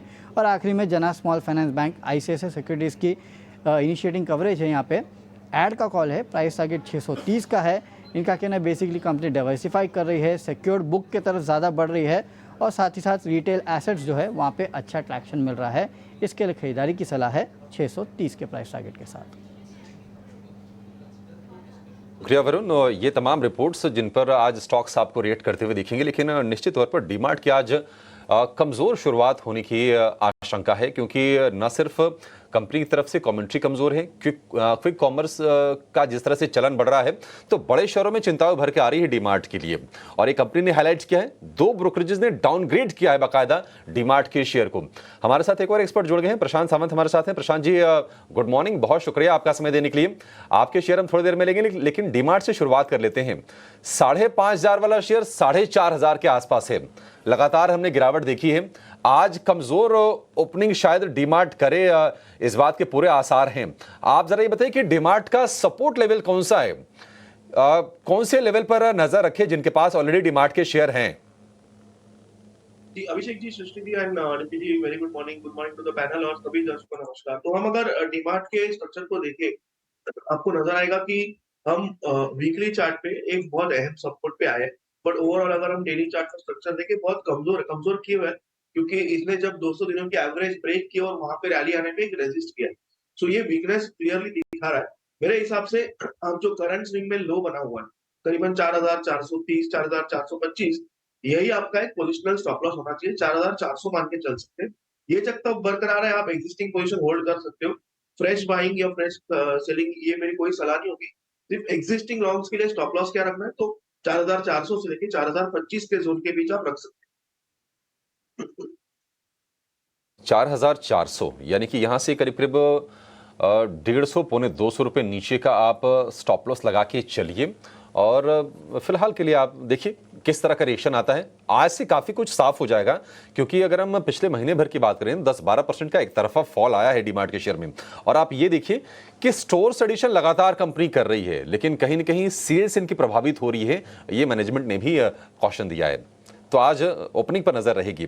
प्रशांत जी ये बताइए कि आपके शेयर कौन से हैं, आपका भरोसा कहां पर है, क्या खरीदना है आज? तो अभिषेक जी, थोड़ा मार्केट अभी तक मुझे वो कन्विक्शन नहीं आ रहा है, क्योंकि हम 25,150 200 इस जोन के ऊपर क्लोज नहीं कर पा रहे। तो मैं थोड़ा कॉशियस ही रहूंगा और एक डिफेंसिव सेक्टर फार्मा में जाना रहना चाहूंगा। यहाँ पे मुझे ग्लेनमार्क अच्छा लग रहा है। करीबन 1790 पे क्लोजिंग हुई थी, 1790। सो 1760-65 के बीच स्टॉप लॉस रख के मेरी सलाह होगी लॉन्ग जाने की। मुझे लग रहा है यहाँ पे 1840 1850 ये जोन एज अ टारगेट हम रख सकते हैं। ठीक है, तो ग्लेनमार्क यहाँ पर आप रखिए नज़र। ये काफ़ी मजबूती के साथ ये काउंटर जो है अपने आप को होल्ड करने में कायम है। यहाँ पे प्रशांत जी की कॉल है, 1850 के टारगेट्स बता रहे हैं और 1760 रुपये का जो है आपको यहाँ पे स्टॉप लॉस रखना है। तो एक डिफेंसिव प्ले प्रशांत जी की तरफ से ग्लेनमार्क पे बाय की कॉल। पर आज आईटी काउंटर्स पर भी नजर रहेगी, क्योंकि देखिए अब जो दिग्गज आईटी कंपनीज के नतीजे आए हैं, टीसीएस से तो बहुत ज़्यादा उत्साह देखने को नहीं मिला, पर इसके अलावा आज एचसीएल टेक के नतीजे आएंगे और साथ ही साथ विप्रो की तरफ से भी अनाउंसमेंट आया है कि अब फिर से एक बार कंपनी जो है बोनस शेयर्स के लिए विचार करेगी अपनी अगली बोर्ड बैठक में। एक बार प्रशांत जी आपसे ही समझना चाहेंगे कि यहाँ पे कौन से लेवल्स इंपॉर्टेंट हैं, क्योंकि फ्राइडे को हमने देखा था कि ऑलमोस्ट 1% की बढ़त के साथ स्टॉक बंद तो हुआ था, पर क्या यहाँ पे भरोसा जो है फिर से एक बार विप्रो पे आएगा? यहाँ पे कौन से लेवल्स को वॉच आउट करें? तो सृष्टि, विप्रो के लिए 510 515 ये जो स्पॉट जोन है ये बहुत अहम होगा क्लोजिंग बेसिस के हिसाब से एज अ सपोर्ट। और आप अगर ऊपरी लेवल पे देखें तो क्लियर कट 545 50 एक रेजिस्टेंस जो क्रॉस करना आसान नहीं है। आप बिल्कुल इस रेजिस्टेंस और सपोर्ट के बीचों बीच। तो एक कुछ सपोर्ट लेवल्स और रेजिस्टेंस लेवल्स जो हैं हाईलाइट किए हैं प्रशांत जी ने विप्रो के लिए। 510 जो है निचले लेवल्स जो है आप वॉच आउट करें, और कहीं भी साइड एक ब्रेकआउट होता है या ब्रेकडाउन होता है तब विप्रो को वॉच आउट करना और भी इंटरेस्टिंग हो जाएगा। पर आज एलएनटी पर भी फोकस रखिए। यहाँ पर जो है एक ब्रोकरेज नोट के कवरेज का इनिशिएशन हुआ है। साथ ही साथ अगर हम देखें तो स्टॉक में पिछले 2 हफ्ते से काफ़ी पिटाई हुई है। एक बार देवांग आपसे समझना चाहेंगे कि कैसे देख रहे हैं आप एलएनटी को चार्ट्स पे, क्योंकि मैं देख पा रही हूँ कि 6 से 7 बारी जो है ये स्टॉक ने लगभग 350 के आसपास जो है आकर अपने आप को होल्ड करने में ये स्टॉक कायम रहा है। कैसे देख रहे हैं आप एलएनटी को? क्या यहाँ पे खुलते ही बाय करना चाहिए, या फिर आपको लग रहा है कि इन स्तर से एक अच्छे बाउंस बैक की उम्मीद करें? एलएनटी की बात करें तो हमने देखा है कि आप एक एक रेंज कंसोलिडेशन में ही स्टॉक्स देखने मिला है, तो यहाँ पे सलाह रहेगी कि स्टॉक अगर 3530 के ऊपर अगर यहाँ से निकलता है तब इसमें एंट्री के लिए देखना चाहिए, तब तक वेट करना चाहिए। जहां तक सपोर्ट की बात करें 3430 ये सपोर्ट है स्टॉक के लिए, तो अभी I think wait and watch करना चाहिए एलएनटी के लिए। तो एक फ्रेश ट्रेड की सलाह नहीं बल्कि वेट एंड वॉच की जो रणनीति है वो आप एलएनटी पे अपनाइए। अगर स्टॉक खुलने के बाद और अच्छा मूव आता है तो उसके बाद फिर से हम एक बार अपने एक्सपर्ट से इस पे राय लेंगे। आज खबरों के दम पे गोदरेज प्रॉपर्टीज भी फोकस में रहेगा क्योंकि यहाँ पर जो खबर आई है कंपनी ने 6 लैंड पार्सल्स को एक्वायर किया है नए प्रोजेक्ट्स बनाने के लिए 9650 करोड़ में जो पूरी डील हुई है। एक बार प्रशांत इस पे राय दीजिए, क्या करना चाहिए गोदरेज प्रॉपर्टीज पे? निचले लेवल्स पे लगभग करीब मैं देख पा रही हूँ कि 2800 के आसपास फिर से एक बार स्टॉक ने सपोर्ट लिया है, वहां से बाउंस बैक दे रहा है, यहाँ पर क्या रणनीति अपनाएं? तो यहाँ पे अगर हम देखें सृष्टि, तो जो सेलिंग थी वो काफी इंटेंस थी और अब एक पुल बैक आ रहा है जहाँ 20 दिनों के एवरेज को रेजिस्ट किया गया है।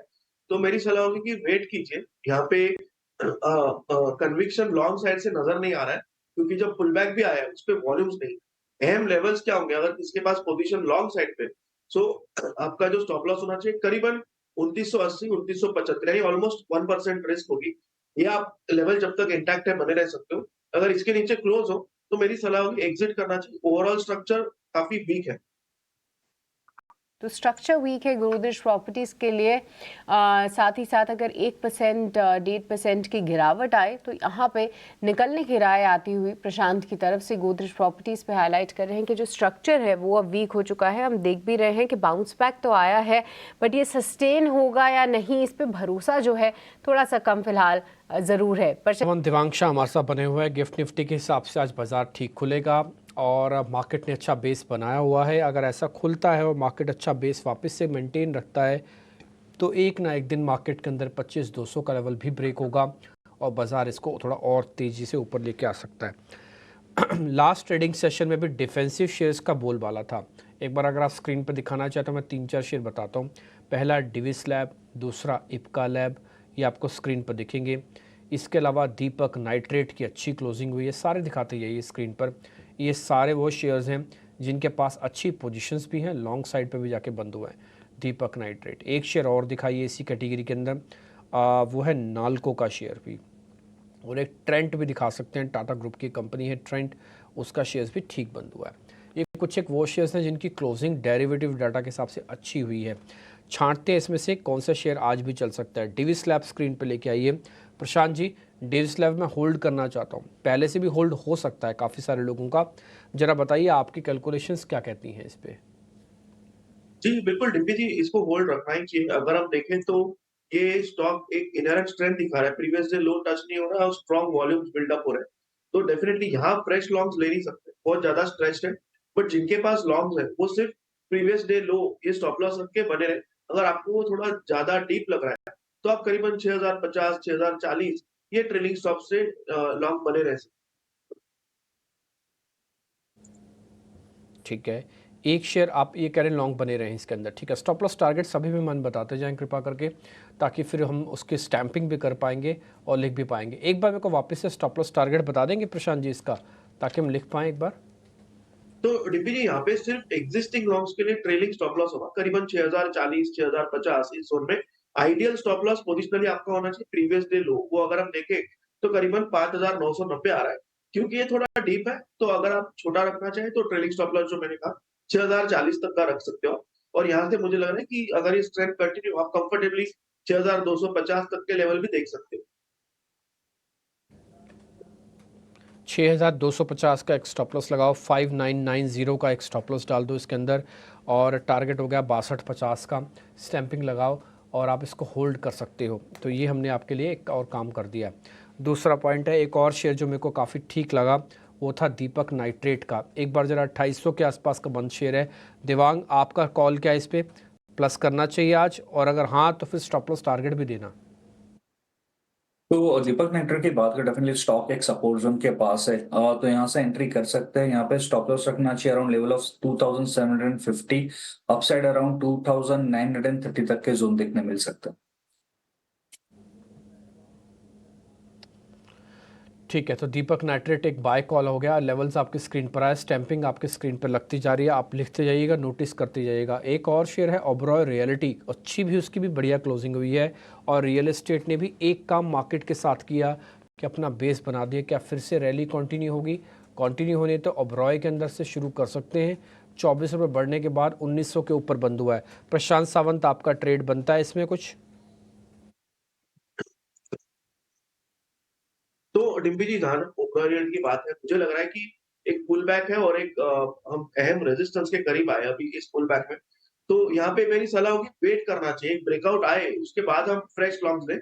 एग्जिस्टिंग अगर किसी के पास लॉन्ग है तो आप करीबन 1890 1895 यानी 1% करंट प्राइस से नीचे स्टॉप लॉस रख के ट्रेल कर सकते हो। आपको फ्रेश खरीदारी करने के लिए इस स्टॉक को करीबन 1935 के ऊपर क्लोज होना जरूरी है। ठीक है, एक शेयर आप प्रशांत जी और बताइएगा जरा, वो है PVR INX का शेयर। ये शेयर में प्राइस एक्शन तो नहीं आया बहुत ज़्यादा, बट हाँ इसका बिल्डअप अच्छा बंद हुआ है। PVR जरा चेक करना, ये शेयर आज मैं ट्रेड करना चाहता हूँ, क्या ले लें? तो यहाँ मुझे लग रहा है डिम्पी जी सपोर्ट काफी नजदीक है, यानी हम 1620 पे ट्रेड कर रहे हैं और करीबन 1585 1585 ये आपका एक अहम सपोर्ट है। तो थोड़ा और नीचे यानी करीबन 1610 तक के लेवल को मिले, वहां पे आप एक लॉन्ग अटेम्प्ट ले सकते हो। स्टॉप लॉस आपका वही होगा 1585 और वहां से आप टारगेट रख सकते हो करीबन 1660 1670 जो कि ऑलमोस्ट 20 दिनों की एवरेज प्लेस है।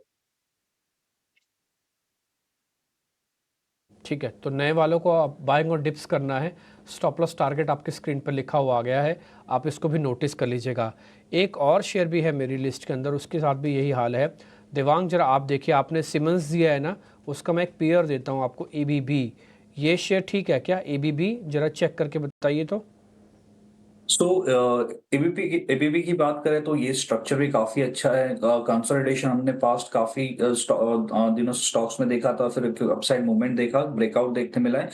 तो एबीबी भी खरीद सकते हैं, ये लेवल पे भी खरीद सकते हैं। स्टॉप लॉस 8 अराउंड 8450 का रहेगा। अपसाइड अराउंड 8800 तक के जोन देखने मिल सकते हैं एबीबी में। ठीक है, एक और शेयर भी मेरे को पता करना है, वो अब मैं वापस प्रशांत जी के पास चल रहा हूँ उसके लिए। प्रशांत जी एक मिनट, हाँ मैं आपको जो शेयर पता करना है मेरे को, ABB हो गया, PVR, सिंजिन जरा दिखाइएगा। सिंजिन प्राइस एक्शन नहीं हुआ बट इसका भी बिल्डअप काफ़ी अच्छा है। मैं डिफेंसिव कम एग्रेसिव शेयर लेना चाहता हूँ, तो सिंजिन मैंने चुना है। सर जरा देख के बताइए, प्राइस एक्शन तो कुछ नहीं है बट हाँ बिल्डअप अच्छा बंद हुआ है, शायद आज काम आ जाए, सिंजिन आज चल जाए। तो डिम्पी जी एक फॉलिंग ट्रेंड लाइन रेजिस्टेंस और इसी के साथ 20 दिनों के एवरेज को भी इसने रेजिस्ट किया हुआ है। मुझे लग रहा है यहाँ पे सबसे सेफ स्ट्रेटेजी क्या होगी, तो इसको 900 के ऊपर खरीदना होगा, 900 के ऊपर मोमेंटम के हिसाब से, और स्टॉप लॉस रखेंगे करंट जोन 880 885, वहां से आपको कंफर्टेबली 930 35 के जोन मिल सकते हैं। अभी कोई खरीदना चाहे यानी इस जोन पे एक्यूमुलेशन पर्सपेक्टिव से, तो मुझे लग रहा है कि आप स्टॉप लॉस बहुत नजदीक रखिए, करीबन 870 के जस्ट नीचे 868 के आसपास एक स्मॉल रिस्क बेस्ड अप्रोच आप ले सकते हैं। बट जैसे मैंने कहा 900 के ऊपर डेफिनेटली इसमें स्ट्रेंथ नजर आएगी। हमें लेके रखनी चाहिए सर। मैं टिल दिसंबर तक बाटा लेके रखना चाहता हूँ, 2 लॉट रखूँगा, 3 लॉट रखूँगा और टिल दिसंबर तक रखूँगा। प्रशांत सावंत बाटा जरा चेक करना, मैं थोड़ा अर्ली स्टेजेस पे हूँ, प्रीमेच्योर ट्रेड ले रहा हूँ, बट प्रीमेच्योर ट्रेड में मेरा रिस्क रिवॉर्ड काफ़ी अच्छा मिलेगा। बाटा इंडिया जरा बताइए तो सर। तो डिम्पी जी यहाँ स्ट्रक्चर मुझे ज्यादा कॉन्फिडेंस नहीं दे रहा है, अगर हम देखें तो। हालांकि हम एक सपोर्ट के नजदीक है, जो आपने कहा वो बिल्कुल सही कि रिस्क कम है, बट पैटर्न बिल्कुल नेगेटिव है। दूसरी बात, आप अगर देखें तो यहाँ पे क्लियर कट एक आपको रेजिस्टेंस नजर आएगा ऑलमोस्ट 1430 के आसपास, 1425 30 एक बड़ा गैप रेजिस्टेंस है। तो आपको हार्डली 20 पॉइंट दूर एक रेजिस्टेंस है और यहाँ पे 10 पॉइंट पे आप स्टॉप लॉस नहीं रख पाओगे। वो हिसाब से मुझे रिस्की लग रहा है, बट अगर कोई कैश में एक्यूमुलेट करना चाहिए तो ठीक है। ओवरऑल मेरी सलाह होगी कि अवॉइड कीजिए, क्योंकि ये ट्रेंड के खिलाफ हम लॉन्ग जाएंगे। ट्रेंड के खिलाफ हम जा रहे हैं लॉन्ग साइड पे, लेकिन ये बात सच है कि एक फनल के तौर पर है। मेरा टर्मिनल नहीं हो रहा, दिखा पाऊंगा आपको आज मैं, नहीं तो मैं दिखाता। बाटा का चार्ट बिल्कुल स्क्वीज के एंड पॉइंट पे आ चुका है, लेकिन मैं आपको लिख के दे सकता हूँ कि जो अक्टूबर की सीरीज़ है ना जो भी चल रही है, ये 31 तारीख को डेरिवेटिव एक्सपायरी है इस बार, अभी है 14 तारीख।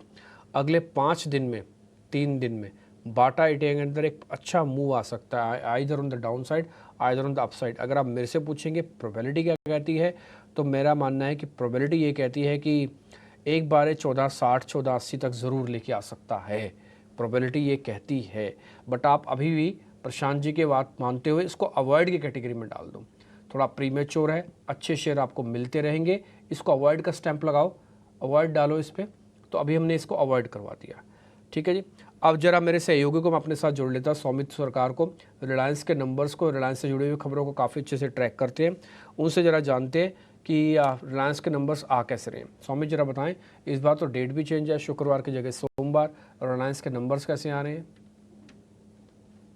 रिलायंस इंडस्ट्रीज अपने सेकंड क्वार्टर के नंबर्स रिलीज करने वाला है, और अगर आप देखेंगे ओवरऑल नंबर्स जो है कंसोलिडेटेड बेसिस पे वो थोड़े बहुत म्यूटेड आ सकते हैं। रेवेन्यूज अगर आप देखेंगे तो फ्लैट रहेंगे, एबिटा में करीब 2% की ग्रोथ एक्सपेक्टेड है, एबिटा मार्जिन 16.9% के आसपास आने की एक्सपेक्टेशंस है, और नेट प्रॉफिट की अगर हम बात करें तो वो 4% हायर हो सकती है ऑन अ सिक्वेंशियल बेसिस। अब नंबर्स म्यूटेड इसलिए है क्योंकि जो टेलीकॉम नंबर्स है उसके नंबर्स स्ट्रॉन्ग होंगे, बट उसके सामने अगर आप देखेंगे तो O2C और oil and gas exploration business जो है वहाँ के नंबर्स काफ़ी म्यूटेड या वीक आएंगे, और इसी कारण ओवरऑल नंबर्स अगर आप देखेंगे तो वो भी म्यूटेड होंगे। अब O2C सेगमेंट की अगर एबिटा की हम बात करें तो वो 5% लोअर होंगे ऑन अ सिक्वेंशियल बेसिस, करीब 12,500 के आसपास ये नंबर आने की एक्सपेक्टेशंस है। अब ये बिजनेस वीक इसलिए है क्योंकि अगर आप देखेंगे तो सिक्वेंशियल बेसिस पे जो सिंगापुर क्रॉस रिफाइनिंग मार्जिन था वो भी फ्लैट था, और उसके साथ अगर आप पेट्रोकेमिकल मार्जिन देखेंगे तो वहाँ पे भी कुछ ग्रोथ देखने नहीं मिला, और इसी कारण अगर आप देखेंगे तो O2C सेगमेंट जो है वो वीक आ सकता है। Oil and gas exploration segment की अगर हम बात करें तो वहाँ पे जो एबिटा नंबर है वो 1% लोअर आने की एक्सपेक्टेशन है, नंबर करीब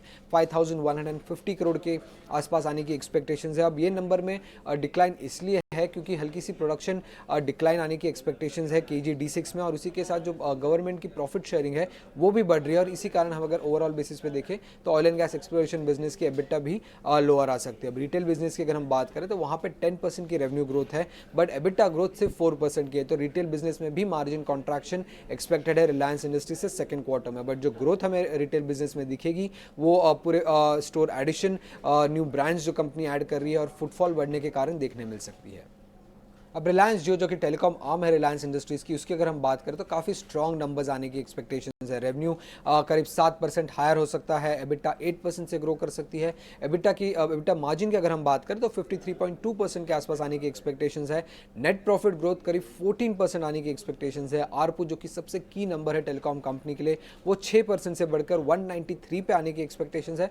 बट सब्सक्राइबर बेस अगर हम देखें तो वहाँ पर थोड़ा बहुत कॉन्ट्रैक्शन एक्सपेक्टेड है ऑन अ सिक्वेंशियल बेसिस। अब जो पूरा ग्रोथ हमें टेलीकॉम बिजनेस में दिख रहा है वो टैरिफ हाइक की वजह से दिख रहा है। आरपू ग्रोथ सबसे हाईएस्ट होगी पिछले 10 क्वार्टर में, बट ये टैरिफ हाइक लेने के कारण अगर आप देखेंगे तो सब्सक्राइबर बेस में डिक्लाइन आने की एक्सपेक्टेशंस है, और ये पहली बार होगा पिछले 10 क्वार्टर में जहां पे रिलायंस जियो के सब्सक्राइबर बेस में हमें डिक्लाइन देखने मिल सकता है, और ये प्योरली टैरिफ हाइक लेने के कारण जो कस्टमर चर्न होता है उसके वजह से हो रहा है। पहले भी जब कंपनीज ने टैरिफ हाइक लिया था हमें ये देखने मिला था, बट याद रखिएगा ये जो टैरिफ हाइक हुआ है उसका पूरा बेनिफिट सेकेंड क्वार्टर में नहीं रियलाइज हो रहा है, आगे चल के भी 2 क्वार्टर्स में इसके बेनिफिट रियलाइज होंगे, क्योंकि रिलायंस जियो के जो कस्टमर्स है वो लॉन्गर वैलिडिटी प्लान्स में है, तो कुल मिला के 3 क्वार्टर लग जाते हैं पूरे टैरिफ हाइक बेनिफिट को फाइनेंशियल्स में रिफ्लेक्ट होने के लिए। उसके अलावा किन चीज़ों पे ध्यान रखनी होगी रिलायंस इंडस्ट्रीज के नंबर पे, क्या कमेंट्री आ रही है मैनेजमेंट की रिफाइनिंग और पेट्रोकेमिकल बिजनेस के आउटलुक को लेकर, न्यू एनर्जी बिजनेस का रोड मैप क्या है, क्या टाइमलाइंस है, कब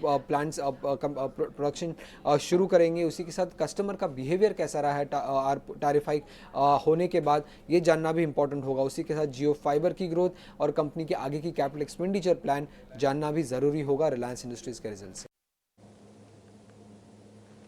शुक्रिया सौमित। तो सौमित ने एक एक चीज़ बहुत ही बारीकी से की, नज़र कहाँ पर रहेगी, नंबर्स कैसे आएंगे, टेलीकॉम का जो वर्टिकल है उसमें आंकड़े किस तरह से आएंगे, तो O2C को लेकर कमेंट्री क्या होती है कंपनी की, न्यू एनर्जी बिजनेस खास तौर पर उस पर नजर रहेगी कि उस पर कंपनी क्या करने जा रही है, आगे क्या प्लान है, और निश्चित तौर पर सौमित जो बता रहे थे कि जो टैरिफ हाइक लिया उससे आरपू तो निश्चित तौर पर बढ़ेगा, लेकिन सब्सक्राइबर बेस घट गया। अच्छा, ये रिलायंस जियो के साथ ही नहीं है, अगर आप देखेंगे तो चाहे वोडाफोन हो, भारतीय एयरटेल हो, रिलायंस जियो हो, सभी के सब्सक्राइबर घटे हैं। जो कंपनीज ने 15 से लेकर 22-23% का टैरिफ हाइक लिया था जुलाई में, उसका असर देखने को मिल रहा है।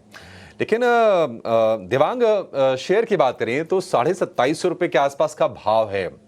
क्या आपको लगता है कि शेयर अपने सपोर्ट्स के आसपास है, यहाँ से चलना चाहिए, नतीजों से पहले कोई ट्रेड लें या फिर एक बार नतीजे आ जाए उसके बाद ही कुछ करें? तो रिलायंस की टेक्निकल चार्ट की बात करें तो स्टॉक एक सपोर्ट के पास है 2700 के अराउंड, एक मेजर सपोर्ट है स्टॉक के लिए, तो पॉसिबल यहाँ से हमें बाउंस देखने मिल सकता है। 2830 तक के जोन है स्टॉक में देखने मिल सकते हैं, तो यहाँ पे खरीदने की सलाह रहेगी स्टॉक में। खरीदने की सलाह है। 9:01 हो गए हैं, प्री ओपन के टेक्स आने शुरू हो गए हैं और फिलहाल तो दिख रहा है कि 2% ऊपर शुरुआत करेगा। देखते हैं कि भाव सेटल कहां पर होते हैं। वैसे आज वोलेटाइल भी रहेगा नतीजों से पहले रिलायंस का शेयर, क्योंकि बाजार बंद होने के बाद ही नंबर्स आने वाले हैं।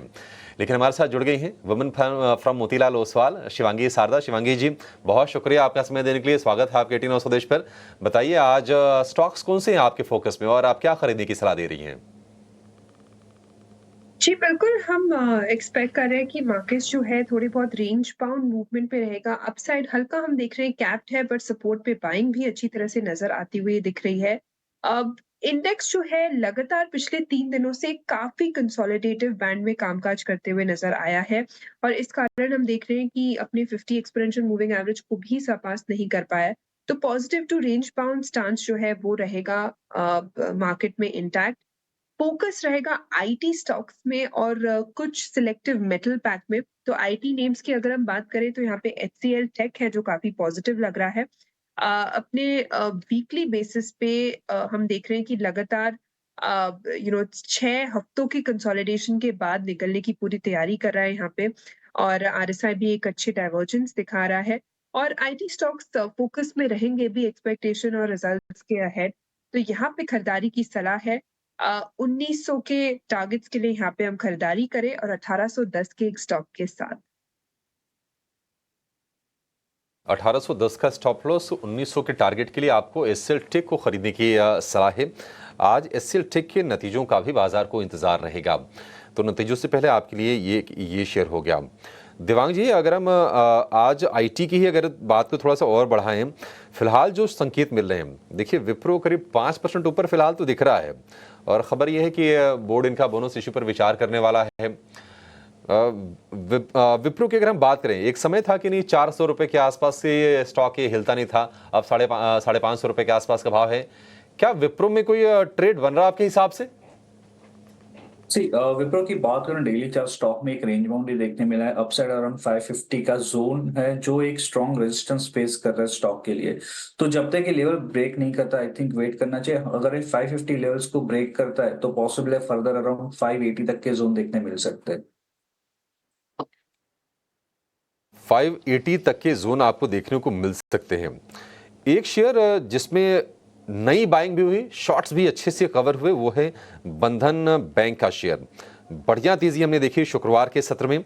बंधन बैंक, शिवांगी, आपको लगता है कि अपनी तेजी को यहां से और कंटिन्यू करेगा?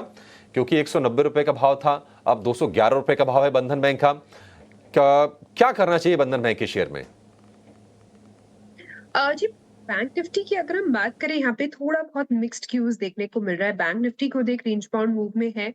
कुछ दिग्गज जैसे कोटक या एक्सिस ये होल्ड करते हुए दिख रहे हैं। फॉर दैट मैटर एसबीआई भी रिकवर करते हुए दिख रहा है, पर आईसीआईसीआई बैंक जैसे कुछ वीक काउंटर्स भी यहाँ पे देखने को मिल रहे हैं। तो मेरा यह मानना है कि बैंक निफ्टी काफी एक मिक्स्ड बैग रहेगा। काफी सिलेक्टिव होके हमें यहाँ पे इस सेक्टर में कामकाज करना है। तो बंधन बैंक अगर स्पेसिफिकली हम बात करें, यहाँ पे एक शॉर्ट कवरिंग मूव जरूर हुई है। बहुत ही एक शार्प अपटिक हमने देखा है।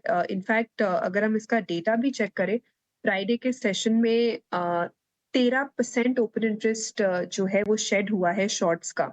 तो काफी एक अच्छा मूव देखने को मिला है। इसका मेरा यह मानना है कि थोड़ा हैंगओवर इफेक्ट देखने को मिल सकता है, बट इम्पोर्टेंट है ये 205 के ऊपर होल्ड करे। 205 के अगर ऊपर होल्ड करता है तो फिर 220 तक के लेवल्स हमें देखने को मिलेंगे। बंधन बैंक यहाँ पे हमने एक ज़बरदस्त मूव ऑलरेडी देखा है और 205 के ऊपर सस्टेन करता है तभी जो है बंधन बैंक पे भरोसा आएगा। फिलहाल जो है वो होल्ड करने की रणनीति है। 220 के टारगेट्स यहाँ पे आप ध्यान रखिए। अगर 205 के लेवल्स को ये काउंटर रिस्पेक्ट करता है तो आज मेटल काउंटर्स पर भी नज़र रहेगी, क्योंकि यहाँ पर भी कुछ रिपोर्ट्स आई हैं और साथ ही साथ हमने देखा है कि कई समय से जिस तरीके से चाइना की रीओपनिंग को लेकर या फिर जो पॉलिसी को लेकर इकॉनमी के फ्रंट पे अनाउंसमेंट्स किए गए हैं, वहाँ से काफ़ी बूस्ट मिला है घरेलू मेटल काउंटर्स को भी, और साथ ही साथ हम देखें तो आज कुछ एक रिपोर्ट्स के दम पर भी ये काउंटर्स फोकस में रहेंगे। शिवांगी, खास तौर से एक बार नाल्को पे आपकी राय चाहिए, कैसे देख रहे हैं आप इसको चार्ट्स पे, क्योंकि एमके इसको जो है अपना टॉप बेट बता रहा है, बट क्या आपको भी सबसे ज़्यादा पसंद आ रहा है ये फिलहाल स्टॉक पूरे स्टील पैक में? जी बिल्कुल, नाल्को की अगर हम बात करें तो हमने इसको सितंबर में ही चूज किया था। इनफैक्ट मुझे याद है कि 185 190 के लेवल्स जब थे तब से हम इसमें बाय रिकमेंडेशन कर रहे थे। तो ये एक अच्छा स्टॉक रहा है, अच्छी रैली भी देखने को मिली है पिछले 1 महीने में। इसने एक pole and flag pattern formation का ब्रेकआउट दिया है मंथली बेसिस पे, जो कि एक पॉजिटिव स्टांस है इधर। और यहाँ पे इसलिए ये इंडिकेशन है कि ये अपसाइड थोड़ा, और यहाँ पे हम देख सकते हैं मूवमेंट। पूरे मेटल स्पेस में अच्छी खासी तेजी है, सो यहाँ 230 तक के टारगेट्स देखने को मिल सकते हैं। 220 के एक सपोर्ट को इम्पोर्टेंट रखें। पिछले स्तरों से शिवांगी को पसंद आ रहा है, पर अब जो है अगर आपको फ्रेश ट्रेड लेना है तो 220 यानी मौजूदा स्तर से 5 रुपये नीचे आप यहाँ पे स्टॉप लॉस लगाइए, और 5 रुपये के ऊपर ही जो है आपका टारगेट प्राइस बनता हुआ दिखेगा, तो रिस्क रिवॉर्ड 1:1 का बैठेगा। यहाँ पर आप नज़र ज़रूर रखिए। पर चलिए, अब 9 बज चुके हैं और वक्त चला है जानने का आज के नवरत्न स्टॉक्स, और आज की लिस्ट लेकर हमारे साथ अशेषा जुड़ चुकी हैं। अशेषा, बताइए आज कौन से स्टॉक्स हैं फोकस लिस्ट में? बिल्कुल, आज के 9 के नवरत्न में सबसे पहले हम एवेन्यू सुपरमार्ट्स की बात करेंगे। सैटरडे को नतीजे आए थे जो काफ़ी कमज़ोर थे, अनुमान से कमज़ोर नतीजे।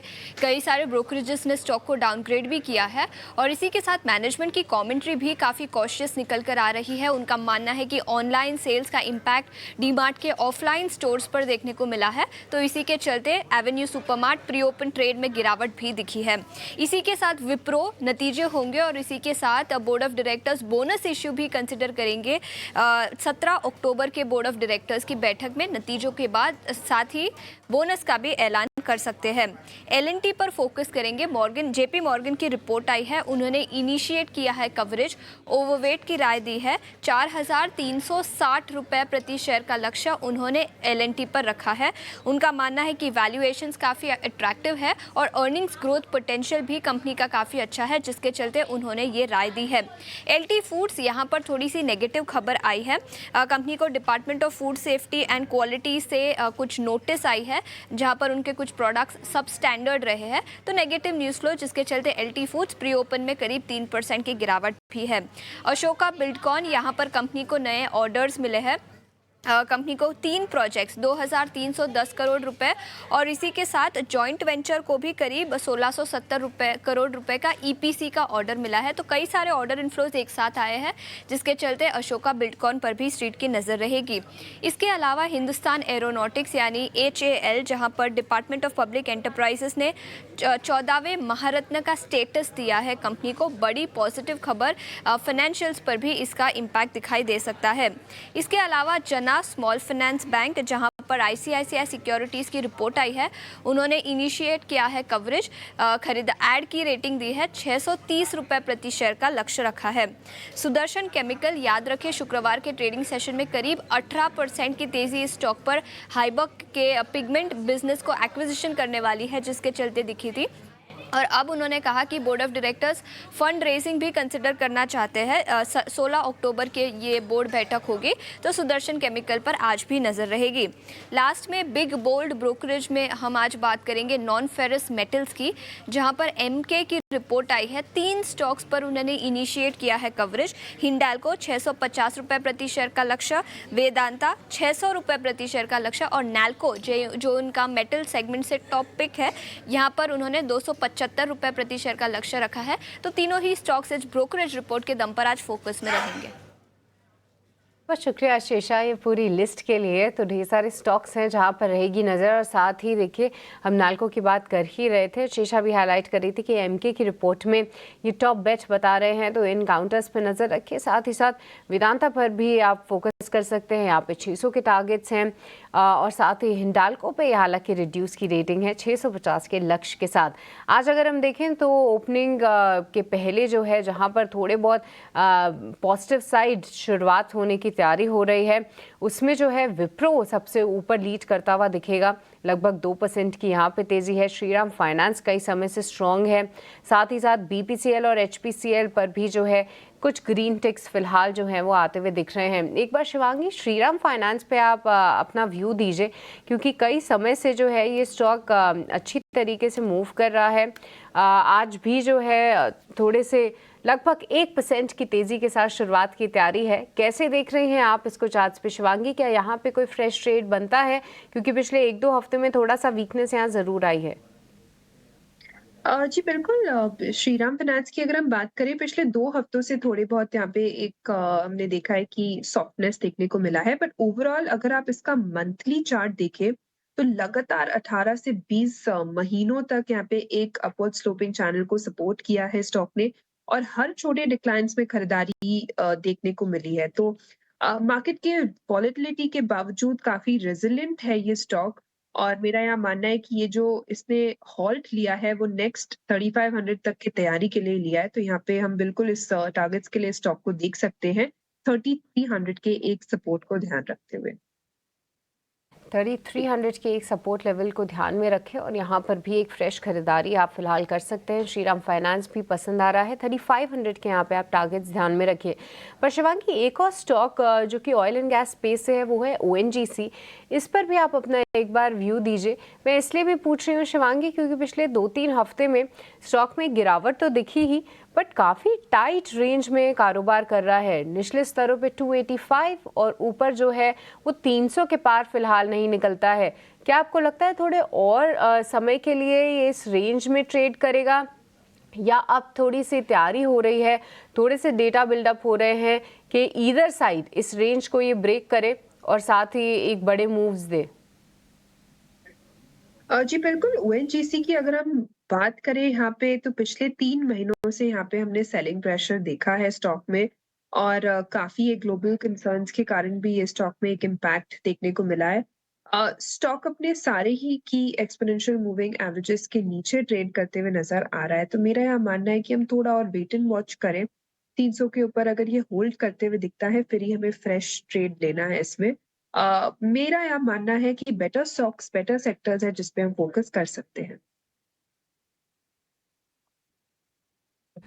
ठीक है। तो मार्केट अभी खुलने को है, 1.5-2 मिनट के बाद बाजार की ओपनिंग हो जाएगी। तो मैं लेवल्स के हिसाब से जरा क्लियर कर देता हूँ। 60 पॉइंट करीब करीब हम निफ्टी के गैप के साथ खोल रहे हैं। 25,000 का लेवल आपको वापस मिलेगा। पिछला हफ्ता आपके ज़्यादातर दिमाग में, आंखों के सामने टर्मिनल्स पे ये 25,000 का लेवल घूम रहा था। इसके 200 पॉइंट नीचे सपोर्ट है, 200 पॉइंट ऊपर पहला रेजिस्टेंस है, R1 जिसको हम कहते हैं, 25,200 का, 24,800 का सपोर्ट है। फिलहाल तो आप उसी तरह का माइंडसेट लेके आज मार्केट में उतरेगा कि मेरे को अगर चलना भी है तो मैं 25,200 तक जाऊंगा, और अगर मेरे को टूटना भी है तो मैं 24,800 तक जाऊंगा। इसके अंदर आपको क्या करना चाहिए?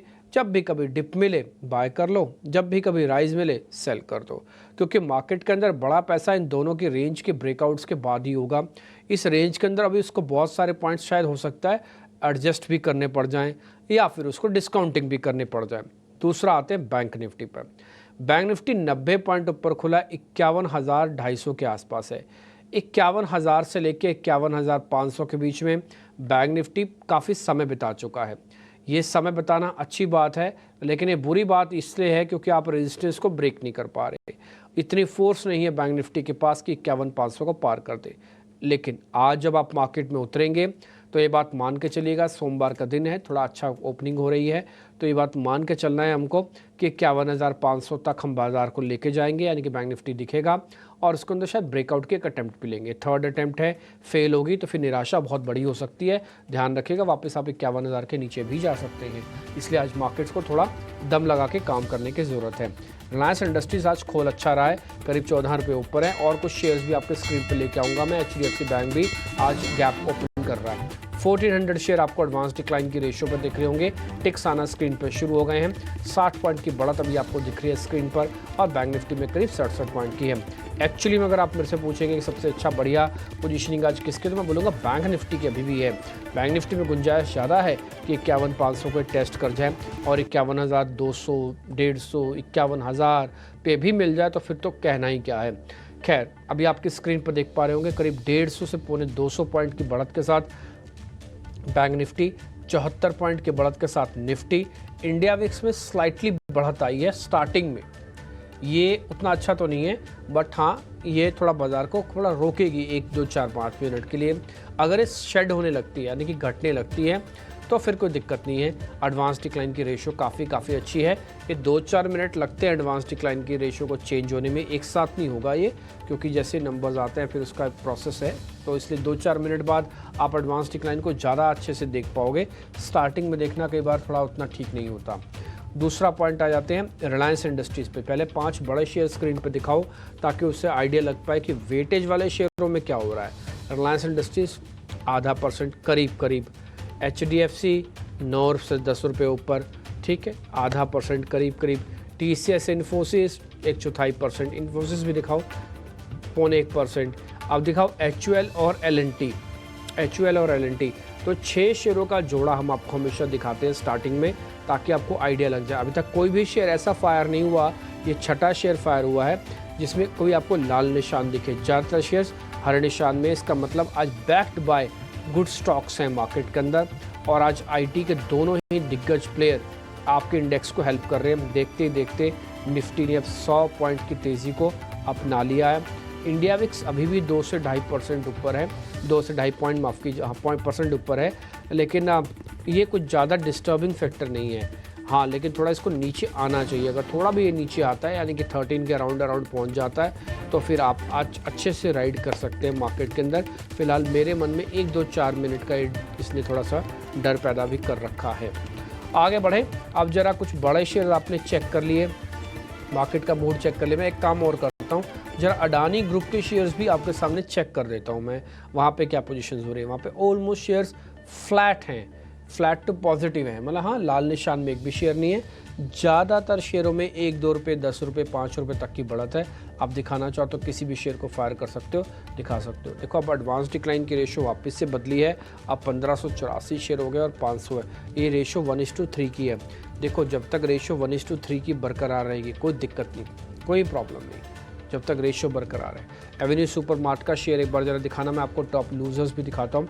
इसके जब बिजनेस अपडेट्स के नंबर्स आए उसके बाद से ये शेयर थोड़ा आज कमज़ोर है और ठीक ठाक कमज़ोरी इसने दिखाई है। 400 पॉइंट के करीब 10% ये कमज़ोर हुआ है आज, और ये बड़ा कमज़ोरी है, मतलब एक अच्छा हिट है। और एक बार बताऊं, मैं अभी 1-2 मिनट पहले एक आर्टिकल पढ़ रहा था, उस आर्टिकल में ये लिखा हुआ था, मैं आपको बता भी देता हूं कि जो Q2 है FY25 का, उसने स्लोएस्ट अर्निंग ग्रोथ देखे इन 17 क्वार्टर्स में। अर्निंग ग्रोथ जो है स्लोएस्ट है 17 क्वार्टर्स में, एज हाई बेस क्योंकि उसका बेस हाई है, एंड डिमांड स्लम्प क्योंकि डिमांड कम है। तो इसलिए जहाँ पे भी कंजम्पशन वाला इस बार रोल आएगा ना, उसको आप बहुत अच्छे से चेक करना। कंजम्पशन वाली जो कंपनीज़ हैं उन सब का बेस पिछली बार में काफ़ी स्ट्रॉन्ग था, इस बार डिमांड में थोड़ा स्लम्प है। ये डीमार्ट बताने के लिए अपने आप में ही सफिशेंट है, सिर्फ इकलौता शेयर यही बताने के लिए अपने आप में सफिशेंट है। आइए जरा टॉप लूज़र और गेनर जरा आपकी स्क्रीन पे लेके आ रहा हूँ मैं, स्क्रीन पे दिखाते रहना। विप्रो 2.5% ऊपर है, ये निफ्टी का सबसे ज़्यादा बढ़ने वाला शेयर्स बन गया है। JSW steel 1.5%, L&T, Tata steel जैसे शेयर्स में भी करीब 1% तक की बढ़त आई है। हैरानी की बात यह है कि BPCL भी आज 1% ऊपर है। जब तक मामला दबा रहेगा तब तक कोई दिक्कत नहीं है। एडवांस डिक्लाइन की रेशो अभी भी ठीक चल रही है। जो शेयर कमज़ोर हैं उसमें आप देखेंगे थोड़ा एक्सिस बैंक के अंदर कमज़ोरी है, ये मेरे को ज़्यादा खल रही है, नहीं तो वैसे कोई दिक्कत नहीं है। ONGC, बजाज फाइनेंस, ये हल्के से प्रेशर में आज खुलते ही SCL टेक ने साल का हाई भी टेस्ट किया। बड़े शेयरों में अगर आप देखेंगे तो पलड़ा स्लाइटली भारी है आज तेज़ी वालों का। और अगर मैं इसके अलावा शेयर्स आपको चेक कराऊं तो BSE बॉम्बे स्टॉक एक्सचेंज का शेयर करीब 2.5% ऊपर है, जोमेटो करीब 2%, सेल करीब 2% ये शेयर ऊपर आके आप कामकाज कर रहे हैं। और डीमार्ट ऑलरेडी मैंने आपको नोटिस करा दिया। कोलपाल ये भी एक कंजम्पशन का ही शेयर है, दिखाना जरा, ये भी आज कमज़ोर होगा, करीब 2% नीचे है। तो एक कंजम्पशन लेड जो भी मामला आएगा, इसी में आर्टिकल को ही पढ़ने के बाद मेरा एक व्यू पॉइंट थोड़ा बना है कि अब मेरे को कंजम्पशन वाले शेयर्स को नियरली चेक करना पड़ेगा कि इन सब के अपडेट कैसे आते हैं, नंबर्स कैसे आ रहे हैं। ठीक, इसके अलावा जिन्होंने साल का आज हाई टेस्ट किया वो BSC ने भी साल का हाई टेस्ट किया, मैनकाइंड फार्मा नाम की कंपनी है उसने भी साल का हाई टेस्ट कर दिया। तो ये कुछ एक और शेयर्स हैं जो आज नोटिस किए जा रहे हैं। अब ज़रा वॉल लेके आइएगा, स्क्रीन वॉल, उससे आपको ये पता लगेगा कि हाँ अलग अलग सेक्टर्स में अभी कौन सा लीडर है और कौन से में जो है क्या क्या पोजीशंस बन रही हैं। स्पीड से दिखाते हैं। पहले आएगा निफ्टी हम देखेंगे विप्रो सबसे बड़ा टॉप गेनर है। और आप स्क्रीन पर देखना भी चाहें ना तो आपको दिखेगा 2-4 IT कंपनीज़, जो 2-4 कंजम्पशन वाले कैपिटल गुड्स की कंपनीज़ और 2-4 थोड़ी स्टील बेस्ड कंपनीज़ आपको मिलेंगी। तीनों चीज़ें बताने के लिए सफिशिएंट है कि तीनों ग्लोबल फैक्टर से जुड़ी हुई है। मेटल्स ग्लोबल से जुड़ा होता है, IT ग्लोबल से काफ़ी हद तक जुड़ा हुआ है। और मैं थोड़ा बहुत बोलूँगा कि अब अपने स्क्रीन अगर आप चेक कर रहे होंगे तो आपको इक्का दुक्का ऑयल एंड गैस भी जुड़ जाएगा, जो स्लाइटली ऑयल एंड गैस से ही जुड़ा, मतलब ग्लोबल से ही जुड़ा हुआ है। निफ्टी बैंक आप देखेंगे फेडरल बैंक ऊपर है, एक्सिस बैंक थोड़ा सा खल रहा है। ये बाज़ार को, यानी कि मैं बोलूँगा बैंक निफ्टी को उतनी स्पीड से ऊपर नहीं आने दे रहा, पॉइंट्स में भी प्रेशर डाल रहा है और कन्विक्शन में भी प्रेशर डाल रहा है। अदरवाइज़ बैंक निफ्टी भी ठीक है, 165 पॉइंट बढ़ाकर अभी भी अपने आप को होल्ड किए हुए। HDFC तो करीब 11 रुपये ऊपर है। निफ्टी IT इंडेक्स एक शेयर को छोड़ दिया जाए, TCS जो शुरुआत में भी बढ़त में था, अभी नुकसान इसमें कैलकुलेट हुआ है और ज़्यादातर शेयर इस समय ठीक है। इन्फोसिस ज़्यादा अच्छा से चलता है, बजाय अगर आपको रैली खेलना है ना, बड़े शेयरों में खेलना है तो TCS और इन्फोसिस हमेशा चॉइस होनी चाहिए। ये स्विंग ट्रेड के हिसाब से, मैं ट्रेडर्स की बात कर रहा हूँ, इन्वेस्टर्स की बात ही नहीं कर रहा। ITC HUL ये कुछ एक कंजम्पशन वाले शेयर्स जो थोड़े बड़े और पक्के शेयर्स हैं, जो हेज के काम आते हैं, आपको स्क्रीन पर दिख रहे हैं। मेटल के ज़्यादातर शेयर्स आपको तेज़ दिखेंगे। ग्लोबल मार्केट, चाइना में जब भी कोई अच्छी खबर आएगी, और एक और चीज़ हम सब ने ना इन सब मार्केट के उथल पुथल में एक चीज़ भूल गए हैं, वो है डॉलर रुपी इक्वेशंस। मैं कल ही नंबर्स देख रहा था शाम को, डॉलर रुपी इक्वेशंस बहुत अच्छी है उन लोगों के लिए जिनका एक्सपोर्ट्स बहुत अच्छा है, खासकर फार्मा, IT, मैं बोलूँगा थोड़ी चावल वाली कंपनीज़, थोड़ी फर्टिलाइज़र वाली कंपनीज़, उनके लिए भी ठीक है। और काफ़ी हद तक जो ज्वेलरीज़ में बिज़नेस में काम कर रही हैं, एक्सपोर्ट कर रही हैं, उनके लिए भी ठीक है। ये ज़रूर एंगल नोटिस करना, अगर मेरे से समय लगा तो मैं ही आपको डॉलर रुपी इक्वेशंस के बेनिफिशियरी शेयर्स अभी हाथों हाथ आपके सामने रखूँगा। ये स्मॉल कैप और मिड कैप के इंडाइसेस आपने शेयर अपनी स्क्रीन पर देख पा रहे हैं। ये ऑयल एंड गैस का भी हमने एक इंडेक्स आपके लिए बनवाया है, वो भी आप अपनी स्क्रीन पर समय देख पा रहे होंगे। खैर हम आगे बढ़ते हैं। अब 9:22 हो चुके हैं, बाजार खुले करीब 5 से 6 मिनट। अब मेरे सहयोगी मेहमानों को जोड़ के जरा बताएंगे कि इस समय क्या करना चाहिए बाजार में।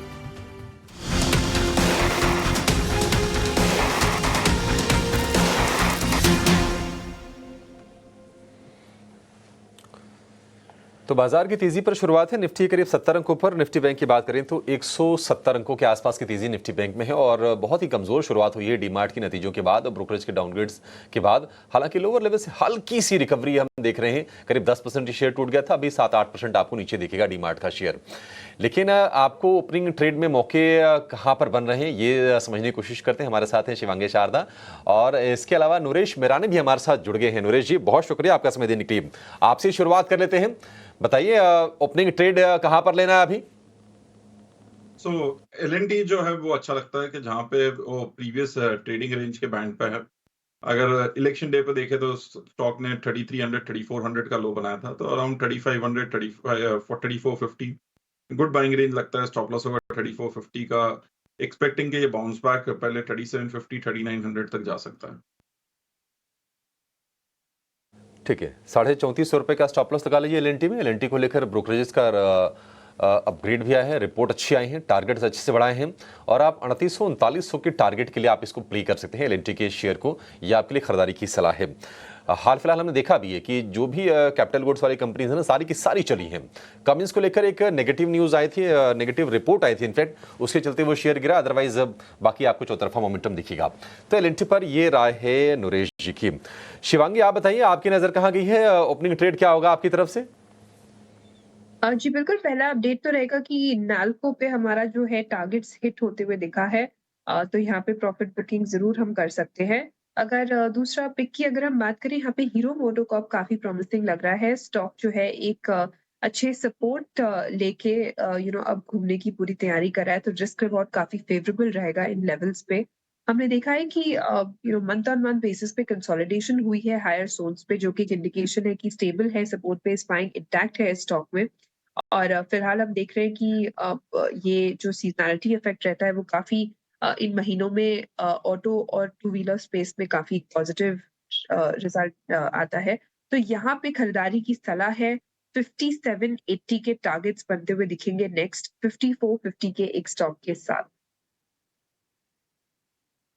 ठीक है, 5780 के टारगेट होंगे हीरो मोटो के शेयर के लिए। इसमें आपके लिए खरीदारी की सलाह है। 5548 5,500 रुपए के ऊपर के भाव हैं हीरो मोटो के, और आपको अभी और ऊपर के टारगेट दिखेंगे इस शेयर में। एक राय आपसे नूरेश जी, एचडीएफसी बैंक पर चाहिए। 1615-20 रुपए के आसपास आके शेयर फिर से ऊपर चल रहा है। अब ये आज भी 1-1.25% के आसपास की मजबूती है। एचडीएफसी बैंक में खरीदारी करनी है। 1640 टू 1620 एक अभी शॉर्ट टर्म सपोर्ट लेवल है, तो वहां पे बाइंग जोन अच्छा रहेगा। बट अगर अभी भी लेना है तो पार्शियली ले सकते हैं। 1620 का स्टॉप लॉस है, रिसेंट लो वहीं पे बनाता रहा हूँ, और लास्ट 6 महीने में भी रफली यही एक सपोर्ट बैंड रहा है।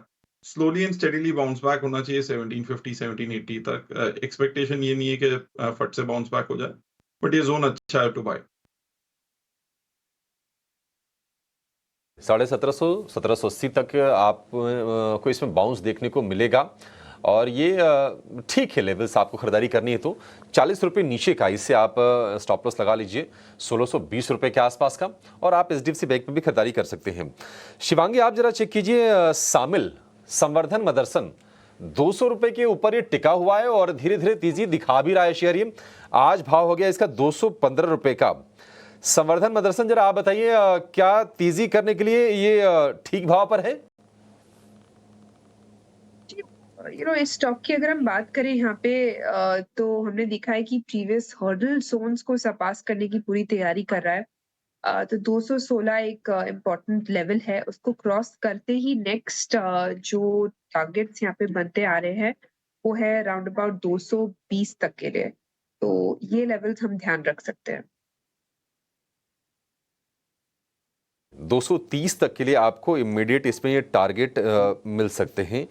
ये राह है आपकी शामिल को लेकर। नूरेश जी, पीएफसी को लेकर आपका क्या व्यू होगा? क्योंकि हमने देखा कि 450 रुपए के नीचे ये शेयर गया था, वहां से एक सपोर्ट लेके फिर से ये चलने की कोशिश कर रहा है। बहुत कोई बड़े मूव्स नहीं, अगर हम पिछले 5-7 दिन की चाल देखेंगे तो एक रेंज में कंसोलिडेट कर रहा है लेकिन क्या आपको लग रहा है कि तेजी के लिए तैयार हो रहा है शेयर? ये यहाँ पे मोमेंटम जो है वो कम हो गया। ट्रेंड अभी भी ठीक है, कंसोलिडेशन चल रहा है। ऊपर से 560 से 440 तक आ गया, और अगर हम देखें इलेक्शन डे पे भी रफली 430 का क्लोज था। सपोर्ट बैंड तो अच्छा होल्ड किया है, बट मोमेंटम ग्रेट नहीं है। यहाँ पे अगर इन्वेस्टमेंट आउटलुक है तो 430 के स्टॉप लॉस से ले सकते हैं, बट ट्रेडिंग के लिए मोमेंटम स्ट्रांग नहीं है। जब ये 500 के ऊपर सस्टेन करेगा तब जाके मोमेंटम स्ट्रांग कंसिडर किया जाएगा। अवॉइड कर देते हैं, छोड़ दीजिए। जहां मोमेंटम नहीं है उसको क्यों प्ले करना? बाजार में आपके लिए 1000 मौके हम कहेंगे, तो एक दो शेयर अगर नहीं भी चल रहे हैं ना तो उसको छोड़ देने भलाई है। एक शेयर लेकर आइए, वो है बीएससी लिमिटेड का शेयर। आज फिर से ये नई ऊंचाई पर ये पहुंच गया।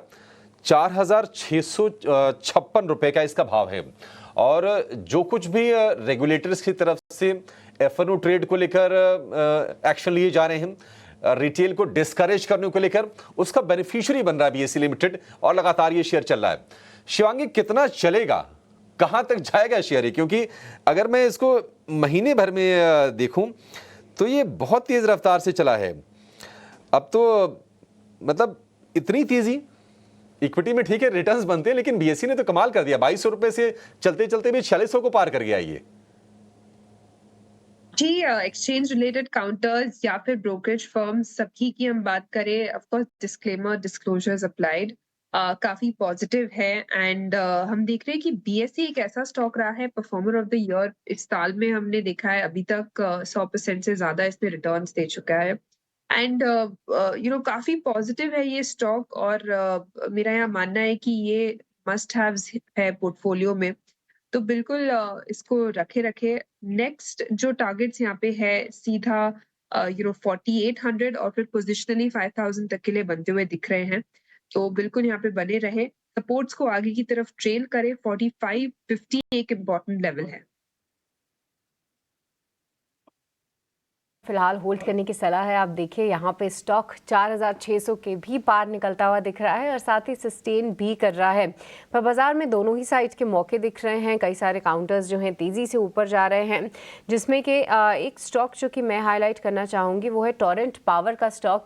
एक बार नरेश जी आपसे समझना चाहेंगे कैसे देख रहे हैं आप टोरेंट पावर को, क्योंकि खुलने के बाद लगातार जो है इसमें अच्छे टिक्स आते हुए दिखे हैं। स्टॉक डे हाई पे है और अपने प्रीवियस रेजिस्टेंस को क्रॉस कर रहा है, पर क्या आगे भी ऐसे पावरफुल मूव्स दिखेंगे? स्ट्रॉन्ग मोमेंटम में स्टॉक 2 दिन पहले भी एक गैप अप मूव हुआ था, नया हाई बना और 2 दिन से फेड ऑफ करके फिर से चलने की कोशिश है। 1980 एक रफली रेजिस्टेंस है, उसके ऊपर और मोमेंटम आना चाहिए अगर सस्टेन करता है आज के दिन में। तो अब पॉजिटिव है, ट्रेंड स्ट्रांग है। तो यहाँ पे एक ही प्रॉब्लम है कि स्टॉप लॉस थोड़ा डीप होगा 1880 का, अदरवाइज ट्रेंड काफी स्ट्रांग है। एक बार नरेश इस पे टारगेट आप फिर से रिपीट कर पाएंगे, क्या टारगेट ध्यान में रखना है? टारगेट होगा 2150 का अपसाइड पर। 1980 2000 एक रेजिस्टेंस है जिसके ऊपर आज अगर क्लोज हो गया तो वो काफी स्ट्रांग क्लोज है। ठीक है, तो यहाँ पे आप ध्यान रखिए 2150 के टारगेट्स के लिए 1880 का यहाँ पे आपको स्टॉप लॉस लगाना है। टोरेंट पावर यहाँ पे काफ़ी एक अच्छे मूव्स आते हुए फिलहाल इस पे दिख रहे हैं। एक और स्टॉक जो कि ओपनिंग के बाद जो है धीरे धीरे करके ऊपर जा रहा था और कई समय से जो है हमने इसमें गिरावट का ट्रेंड भी देखा है, पर प्रशांत आपसे समझना चाहेंगे BEL आप कैसे देख रहे हैं चार्ट्स पे? आप देखिए लगभग 340 का स्टॉक लुढ़कते लुढ़कते 270 के पास आ चुका है। क्या यहाँ पे रिवर्सल के कुछ संकेत दिख रहे हैं? तो यहाँ पे Srishti clear cut lower tops lower bottoms बन रहे हैं, पहली बात। दूसरी बात, यहाँ पे फॉलिंग ट्रेंड लाइन रेजिस्टेंस भी नजर आ रहा है, तो मुझे नहीं लग रहा है यहाँ पे कोई लॉन्ग के पैटर्न्स बन रहे हैं। इनफैक्ट इसको अवॉइड करना चाहिए जब तक कि ये एक बार 300-304 के जोन के ऊपर क्लोज ना हो। ठीक है, तो BEL ये स्टॉक पर आप नज़र ज़रूर रखें। फिलहाल जो है अवॉइड करने के लिए राय आती हुई दिख रही है। पर इस बीच हमारे साथ कुणाल बोथरा भी मौजूद हैं, मुंबई स्टूडियोज़ में वो मौजूद हैं। Kunal, very good morning. सबसे पहले तो आपसे समझना चाहेंगे कि कौन से स्टॉक्स जो हैं आपकी फोकस लिस्ट में है और मार्केट्स पे क्या नज़रिया बन रहा है? तो फिलहाल एक्सपेक्ट कर रहा हूँ कि मार्केट्स रेंज बाउंड रहेगा। बाउंस का एक प्रोसेस है, तो हम देख रहे कि लास्ट 2-4 दिनों में इंडेक्स में एक अच्छा बाउंस आया है, बट मेरा मानना है कि अभी भी हम मेजर रिट्रेसमेंट्स को क्रॉस नहीं कर पा रहे हैं। तो उस लिहाज से ट्रेंड अभी भी वीक या नेगेटिव हो सकता है इंडेक्स पे। यहाँ पे जो मैं बाइंग कॉल सजेस्ट करूँगा, पहला एक एफनो स्टॉक पे रहेगा बाय, वो रहेगा HDFC लाइफ पर, बिकॉज काफ़ी टाइम बाद हम देख रहे हैं कि स्टॉक में एक डबल बॉटम ब्रेकआउट आज कंफर्म हुआ है। 730 के आसपास स्टॉक ट्रेड कर रहा है। तो मेरा मानना है कि डबल बॉटम ब्रेकआउट अगर ये सस्टेन कर जाता है तो स्टॉक यहाँ से करीबन 30 to 35 पॉइंट्स की रैली कर सकता है एटलीस्ट। तो 765 to 770 का यहाँ पे टारगेट रख सकते हैं HDFC लाइफ पर, और स्टॉप लॉस रख सकते हैं 715 का। और सेकंड जो रहेगा वो एक मिड कैप एंड से रहेगा एप्टिस लाइफ, बिकॉज ये स्टॉक ने बहुत ही बढ़िया inverted head and shoulder pattern breakout दिया है लॉन्ग टर्म चार्ट्स पे। तो वीकली मंथली चार्ट्स पे काफ़ी क्लियर दिख रहा है पैटर्न, इस पे 380 के ऊपर ट्रेड कर रहा है एप्टिस लाइफ। तो मैं यहाँ पे भी सजेस्ट करूँगा buy call. Longer term targets यहाँ पे रख सकते हैं करीबन 440 का, और स्टॉप लॉस रख सकते हैं 350 का। ठीक है, तो दो काउंटर्स जो हैं कुणाल के रडार पे हैं, इन दोनों को ही ट्रैक करिए। पर इसके अलावा आज अगर हम देखें तो कुणाल ITs में भी काफ़ी अच्छा बाउंस आ रहा है, जिसमें कि विप्रो ऑब्वियसली लीड कर रहा है बोनस इशू के अनाउंसमेंट के बाद। बट पूरे IT स्पेस में से आपकी टॉप बेट्स कौन सी हैं कुणाल? और साथ ही एक बार आपसे व्यू एम्फेसिस पे भी चाहिए, क्योंकि स्टॉक जो है ऊपरी स्तरों से नीचे तो आया है, पर अभी जिस तरीके का मूव है, क्या आप इस पर भरोसा कर रहे हैं? तो मेरा मानना है कि लार्ज कैप IT स्टॉक्स जब तक नहीं मूव करेंगे तब तक IT index as such perform नहीं कर पाएंगे। तो मुझे ऐसा लग रहा है कि TCS के रिजल्ट्स के बाद में थोड़ा सा प्रेशर वापस लार्ज कैप IT स्टॉक्स में वापस आ चुका है। तो उस लिहाज से मुझे ऐसा लग रहा है कि पॉसिबल है कि आने वाले कुछ एक दिनों तक या मे बी 1 or 2 वीक्स तक large cap IT stocks and IT index as such थोड़ा सा रेंज बाउंड रह सकता है। तो कुछ एक मिड कैप नेम्स शायद परफॉर्म कर सकता है, बट लार्ज कैप स्टॉक्स में अभी भी प्रेशर बन सकता है। एक लार्ज कैप स्टॉक जिस पर मैं बुलिश रहूँगा, जहाँ पे मेरी एक्सपेक्टेशन है कि शायद ये स्टॉक ब्रेकआउट दे दे और वापस से डायरेक्शन लेके आ सकता है IT स्टॉक्स में, वो है इन्फोसिस पे। बिकॉज स्टॉक 1920 के लेवल्स को काफ़ी दिनों तक होल्ड कर रहा है। इनफैक्ट लास्ट 2-3 दिन में भी जब हमने देखी थी कि टीसीएस की न्यूज़ के बाद में लार्ज कैप आईटी स्टॉक्स में थोड़ी सी सेलिंग आई थी। इन्फोसिस ने अपने 1900 और 1920 के सपोर्ट को होल्ड किया था। तो मुझे ऐसा लग रहा है कि अगर on the way of revival अगर कोई एक इंडेक्स या आईटी इंडेक्स में से कोई एक स्टॉक जो अच्छा परफॉर्म कर सकता है वो पोटेंशियली है इन्फोसिस। 1960 का ब्रेकआउट लेवल है, अगर इस लेवल को क्रॉस कर दे तो मेरा ऐसा मानना है कि शायद थोड़ा सा मोमेंटम और थोड़ी सी ट्रेंड वापस आ जाएगी लार्ज कैप आईटी स्टॉक्स में। ऑलराइट, तो इन्फोसिस पे खास तौर से नज़र रखें, अगर यहाँ से कोई अच्छा मोमेंटम आता है तो वहाँ से हो सकता है कि एक ट्रेंड रिवर्सल जो है आते हुए दिखे।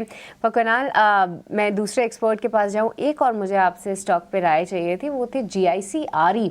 क्योंकि देखिए हम बहुत ज़्यादा चर्चा नहीं करते हैं स्टॉक के बारे में, पर खुलने के बाद जिस तरीके के मूव्स आए, ये थोड़ा सा स्टॉक मेरे रेडार पे भी आया था, क्योंकि आप इंश्योरेंस स्पेस को ट्रैक भी कर रहे हैं। इस काउंटर पे क्या व्यू है कुणाल, क्योंकि 400 के ऊपर फाइनली ये स्टॉक निकलता हुआ दिखा है?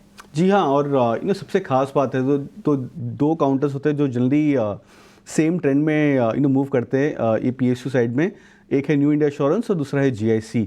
दोनों ही चार्ट्स की अगर हम आकलन करें तो GIC काफ़ी ज़्यादा स्ट्रॉन्ग चार्ट बन चुका है लास्ट 1 वीक 10 डेज में भी। जैसे कि मार्केट में करेक्शन जब आया था तब GIC-RE ने अपनी 200 मूविंग एवरेज को टच करके वहाँ से एक अच्छा बाउंस दिया है।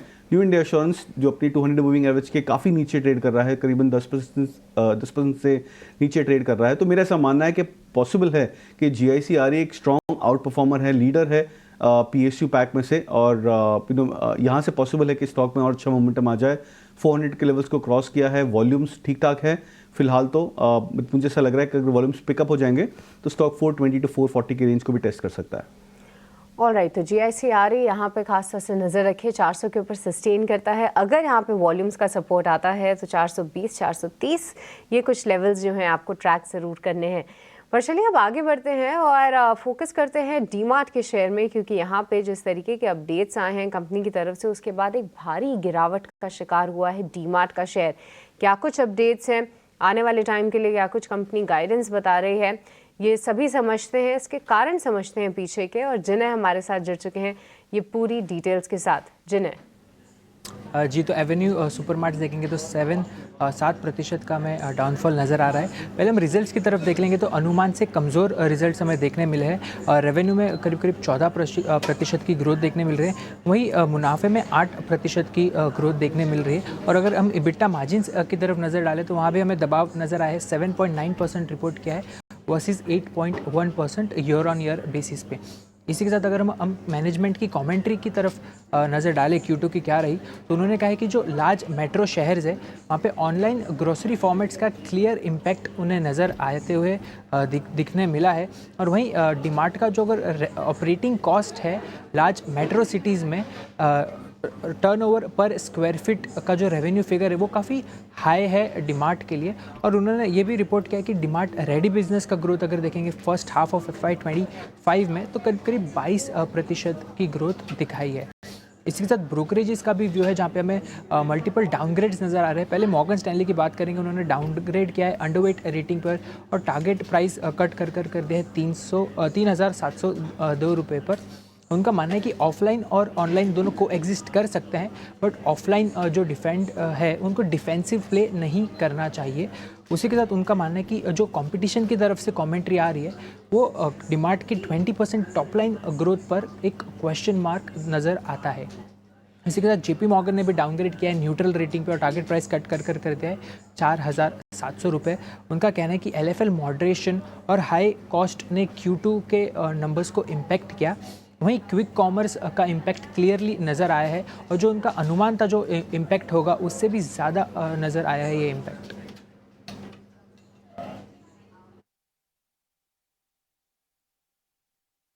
बहुत शुक्रिया जिन्हें आपका कार्यक्रम में जुड़ने के लिए, बताने के लिए इस समय क्या हो रहा है डीमार्ट में।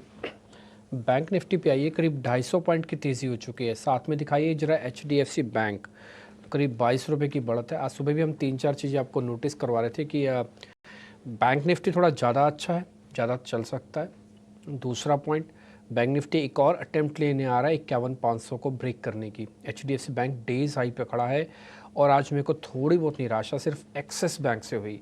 और मैंने आपको पहली बार बताया था कि जब सुबह इनफैक्ट एक एग्जांपल के ज़रिए कि कई बार क्या होता है कि प्लेयर आता है खेलने के लिए, लेकिन बार बार आके वो फेल हो रहा है एक ही जगह पर। तो प्लेयर अच्छे से जाता है अपने देश में, फिर से तैयारी करके आता है और बड़े कंपटीशन को जीतने की तैयारी करता है। कुछ बैंक निफ्टी की नीयत ऐसी इस बार लग रही है मेरे को कि शायद 51,500 को ही पार कर जाएगा, और अगर ऐसा हो जाता है तो एक अच्छा मूव मार्केट के अंदर, यानी कि बैंक निफ्टी के ज़रिए आपको थोड़ा और अच्छा मूव आता हुआ दिख सकता है। लेकिन ये टफ़ कॉल है, प्रीमेच्योर्ड कॉल है, इसलिए आप ऐसे नहीं एकदम से मेरे कहीं पे, या मैं डाटा जो बता रहा हूँ आपके सामने उस पर उतराना, पहले कन्फर्मेशन आने देना, उसके बाद ही काम करना। ठीक, अब थोड़ा हम और आगे बढ़ जाते हैं। निफ्टी अभी भी 72 पॉइंट के आसपास फंसा हुआ है। इंडिया विक्स, अब देखो आप इंडिया विक्स के अंदर आपको दिखेगा 13 साढ़े 13 का लेवल, ये टूटा है करीब 1%, लेकिन ज़्यादा नहीं। 13 का विक्स आ जाएगा तो मेरे लिए कंफर्ट लेवल और बढ़ जाएगा। मार्केट के अंदर मेरे को लग रहा है कि तेज़ी आ सकती है, और भी अच्छी तेज़ी आ सकती है।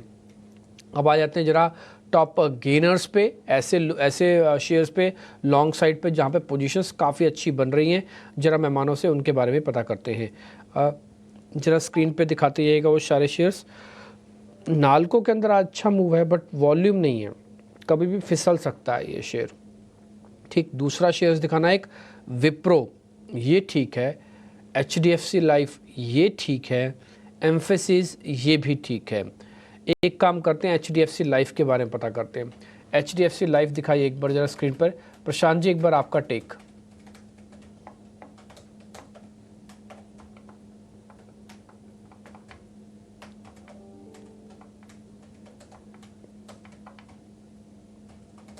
एक बार अनम्यूट कीजिए प्रशांत जी, तभी आवाज आ पाएगी। जी वेरी सॉरी डीपी जी, मुझे लग रहा है कि हम रेंज के ऊपरी लेवल यानी 740 745 इस जोन तक जा सकते हैं, करीबन 12 से 14-15 पॉइंट। और उसके लिए आपको जो स्टॉप लॉस रखना है वो 724 यानी 6 पॉइंट पे रखना है, 724। तो मुझे लग रहा है आप रेंज प्ले बहुत कंफर्टेबली स्टॉक में कर सकते हैं।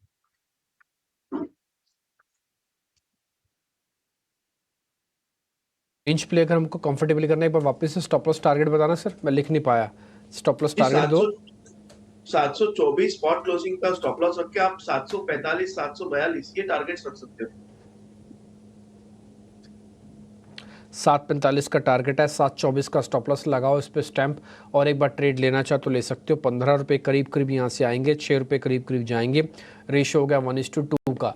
724 745 का टारगेट स्टॉप लॉस लगा हुआ है। HDFC के अंदर जो पोजीशंस आज बन रही है ना, थोड़ी ठीक बन रही हैं, उतनी ख़राब नहीं है। ठीक, एक दो मैं शेयर आपको और नोटिस कराता हूँ जहाँ पे पोजीशंस थोड़ी ठीक बन रही हैं। उसमें का परसिस्टेंट का नाम से भी कंपनी, IT की कंपनी परसिस्टेंट, एक बार जरा प्रशांत जी इसको भी चेक करना।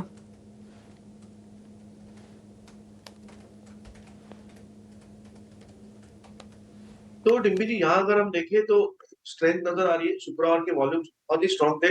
मुझे लग रहा है यहाँ ब्रेकआउट थोड़ा प्रीएम्प्ट भी कर सकते हो बेस्ड ऑन वॉल्यूम्स, और आपको स्टॉप लॉस रखना आपको करीबन 5,570, एक ऑलमोस्ट 1% के आसपास रिस्क रख के आप लॉन्ग रही 5570। यहाँ से मुझे लग रहा है ये ब्रेकआउट अगर सस्टेन करे, आपको करीबन 5,650 5,700 ये लेवल्स भी नजर आ सकते हैं। देखिए, बैंक निफ्टी देखते ही देखते आ गया 51,500 की बिल्कुल दहलीज पर। अभी स्पॉट निफ्टी चल रहा है 51,490-92, और ये अब आपको 500 भी पार कर गया, 51,507। जो हमारा आज का टारगेट था कि बैंक निफ्टी आज में 51,500 आ जाएगा, जिसकी प्रोबेबिलिटी काफ़ी ज़्यादा है, वो पूरा हो गया। देखते ही देखते निफ्टी ने 51,550 के लेवल को भी पार कर दिया, और ये बहुत स्पीड से ऊपर आ रहा है। आप देख ही रहे होगे, आपके स्क्रीन पे मैंने डाला हुआ बाकायदा। अब 400 पॉइंट की बढ़त मार्केट पे आपको दिख रही होगी। बैंक निफ्टी आज का सुपरस्टार। और एक और चीज़ अगर आप देखना चाहें तो अब देखते ही देखते बैंक निफ्टी ने इनफैक्ट 51,600 भी पार कर लिया, 600 पे भी आ गया ऑलमोस्ट। आप देखो क्या स्पीड से चलता है बैंक निफ्टी।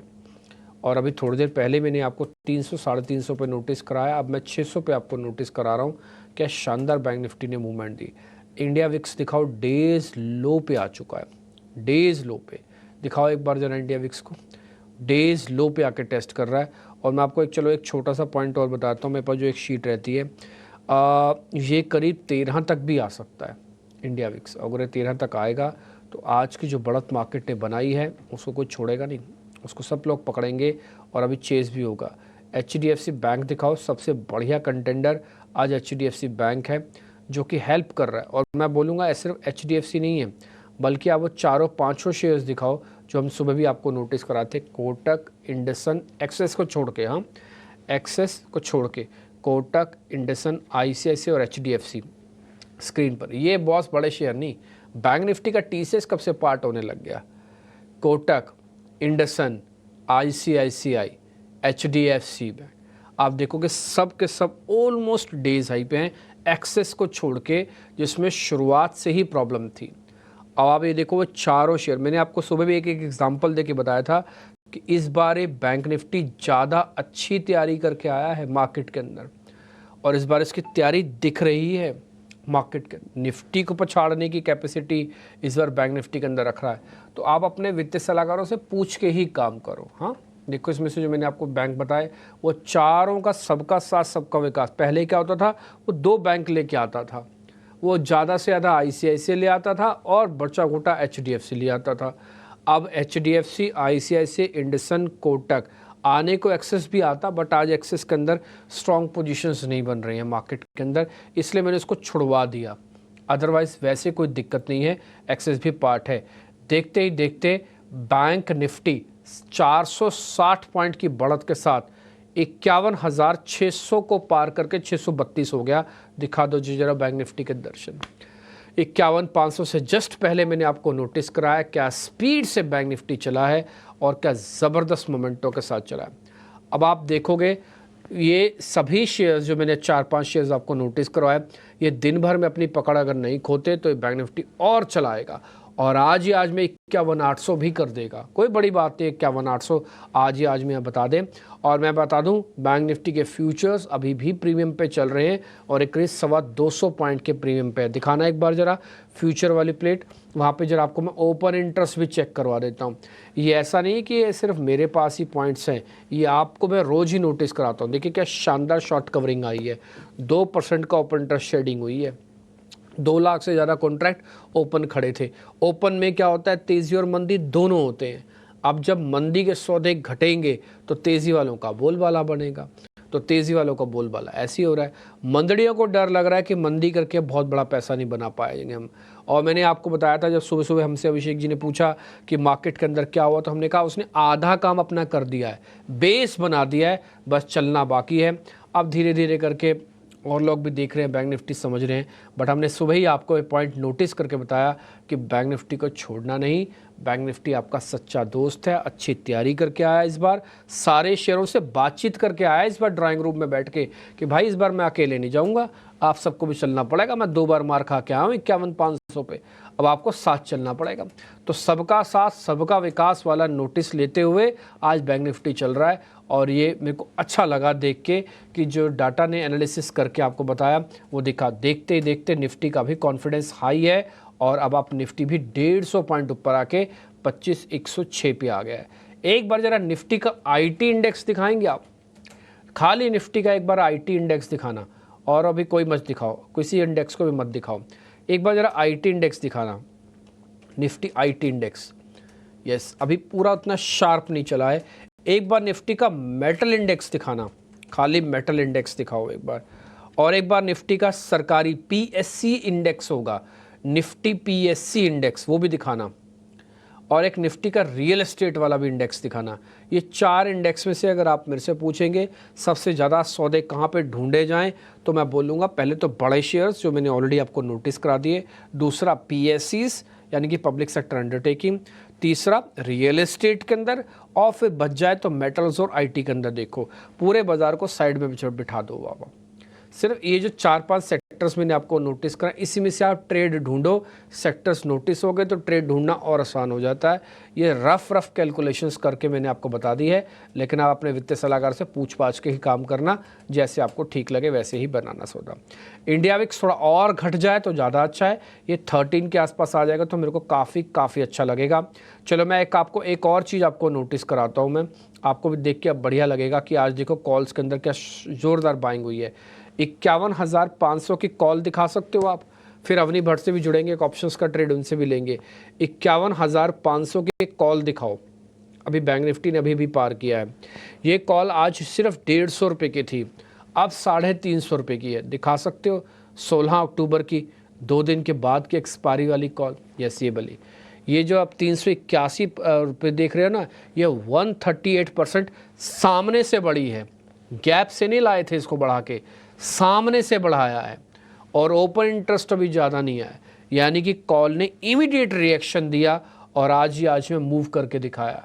ये कम नहीं होता। इसके पुट भी दिखाना, पुट दिखाओ इसकी, जबकि पुट इसकी बिल्कुल आधी टूटी है। परसेंटेज ध्यान रखना, हाँ, पुट इसकी बिल्कुल आधी टूटी है, ऑलमोस्ट वही पर है, 60% टूटा। ये बढ़ा कितना?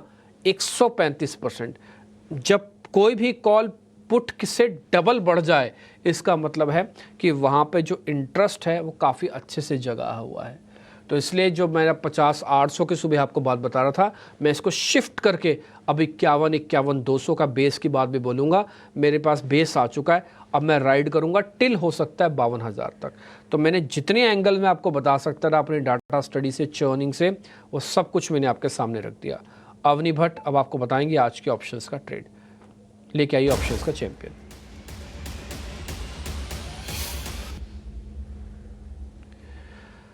अवनी, शुक्रिया, थैंक यू वेरी मच समय देने के लिए। जरा बताइए कौन सा ऑप्शंस ढूंढा है, स्टॉक्स का कि इंडेक्स का? गुड मॉर्निंग डिम्पी जी। तो मेरा स्टॉक में ऑप्शन रहेगा JSW स्टील स्टॉक रहेगा। तो इसने 2 दिन पहले एक शॉर्ट टर्म मूविंग एवरेज इसके ऊपर मूव दे दिया है, अच्छे वॉल्यूम के साथ में। RSI पे अच्छा पॉजिटिव क्रॉसओवर है और पिछले 4 दिनों से higher high higher low formation भी हमें नजर आ रहा है। एंड मेन चीज तो यह है कि ओपन इंटरेस्ट एडिशन अच्छा खासा हुआ है फ्यूचर्स में और वॉल्यूम एक्टिविटी के साथ में हुआ है। तो ये जो ब्रेकआउट है ये सस्टेन कर रहा है और मेरा मानना है कि इस ब्रेकआउट का जो टारगेट है ऊपर 1060 तक का बनता है।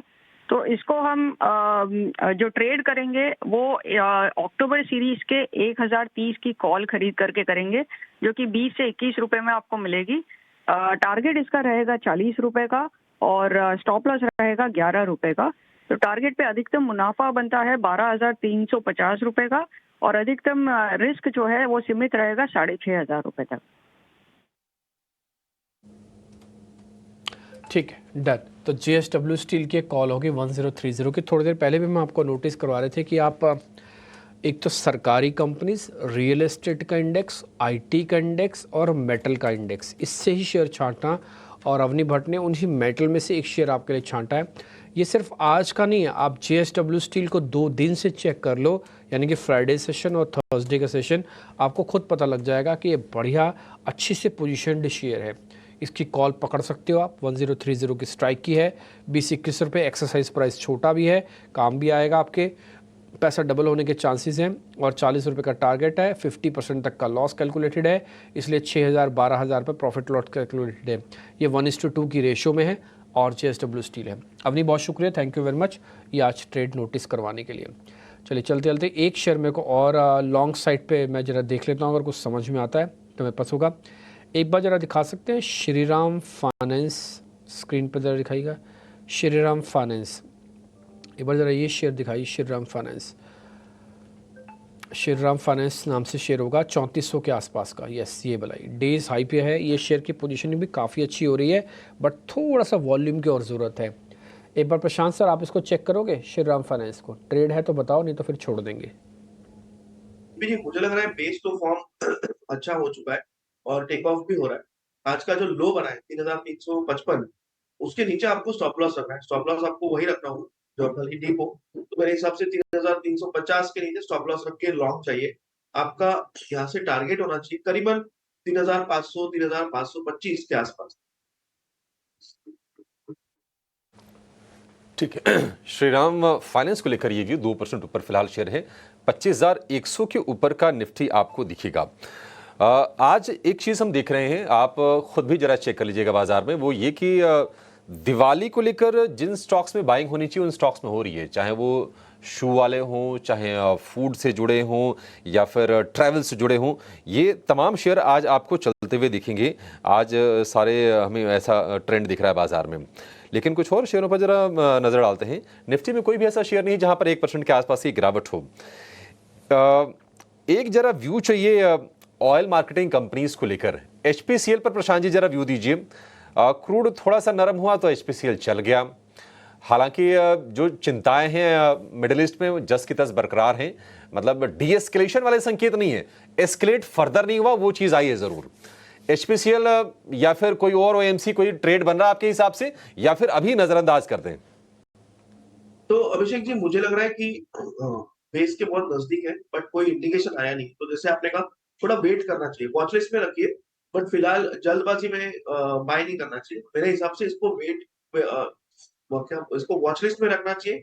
और एक बार अगर मैं स्पेसिफिक आईओसी की बात करूं, तो ये एक बार फिर से 170 के आसपास क्रॉस करना चालू करे लेवल, तब आप कन्विक्शन के साथ लॉन्ग जा सकते हो। तो फिलहाल वॉच लिस्ट पे रखिए।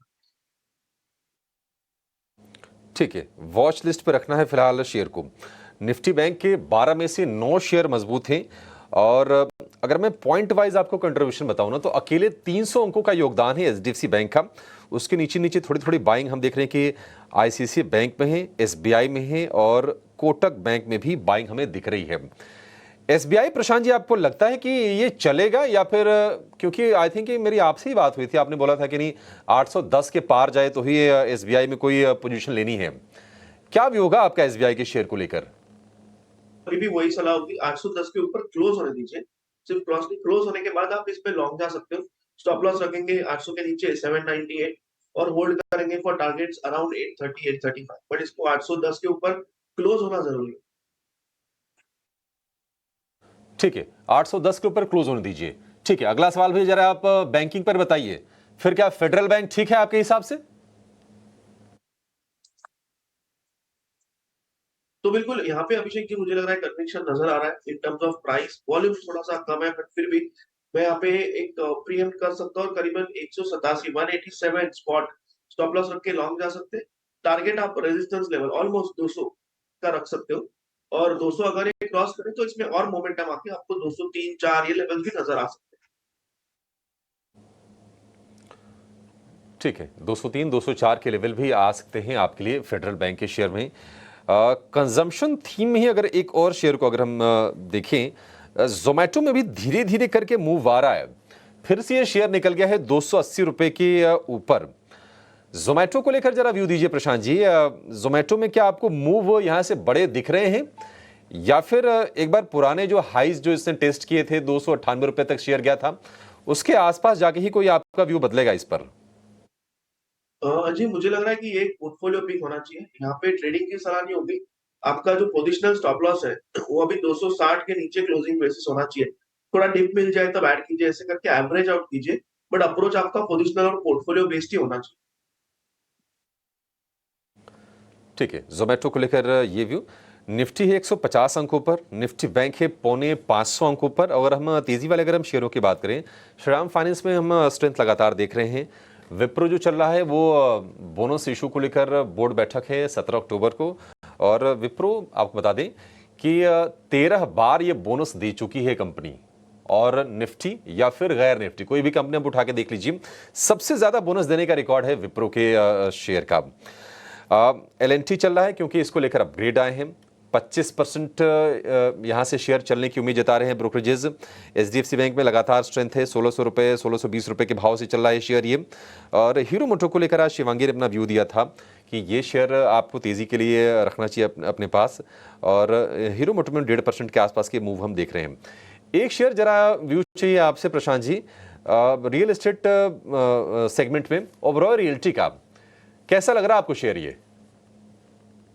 तो अभिषेक जी ये जस्ट ओपनिंग के बाद डिस्कस किया हुआ था, मुझे लग रहा है कि अभी रेजिस्टेंस के नजदीक है, सो सिर्फ एग्जिस्टिंग लॉन्ग्स ट्रेल करें। ये एक बार 1980 के ऊपर क्लोज हो तो एक ब्रेकआउट मान सकते हैं, फिर आप फ्रेश मोमेंटम बाय कर सकते हो। स्टॉप लॉस 1960 पे रख के आप करीबन 2020 तक के टारगेट्स एक्सपेक्ट कर सकते हो। करंट लेवल पे सिर्फ एग्जिस्टिंग लॉन्ग्स को ट्रेल करना चाहिए। ठीक है, करंट लेवल पर आप एग्जिस्टिंग लॉन्ग्स को जरा आप ट्रेल कीजिए। एक जरा काम करते हैं, डीमार्ट को जरा चेक कर लेते हैं। मतलब ऐसा लग रहा है कि शायद और नीचे ये अभी तो जाता हुआ नहीं दिख रहा है।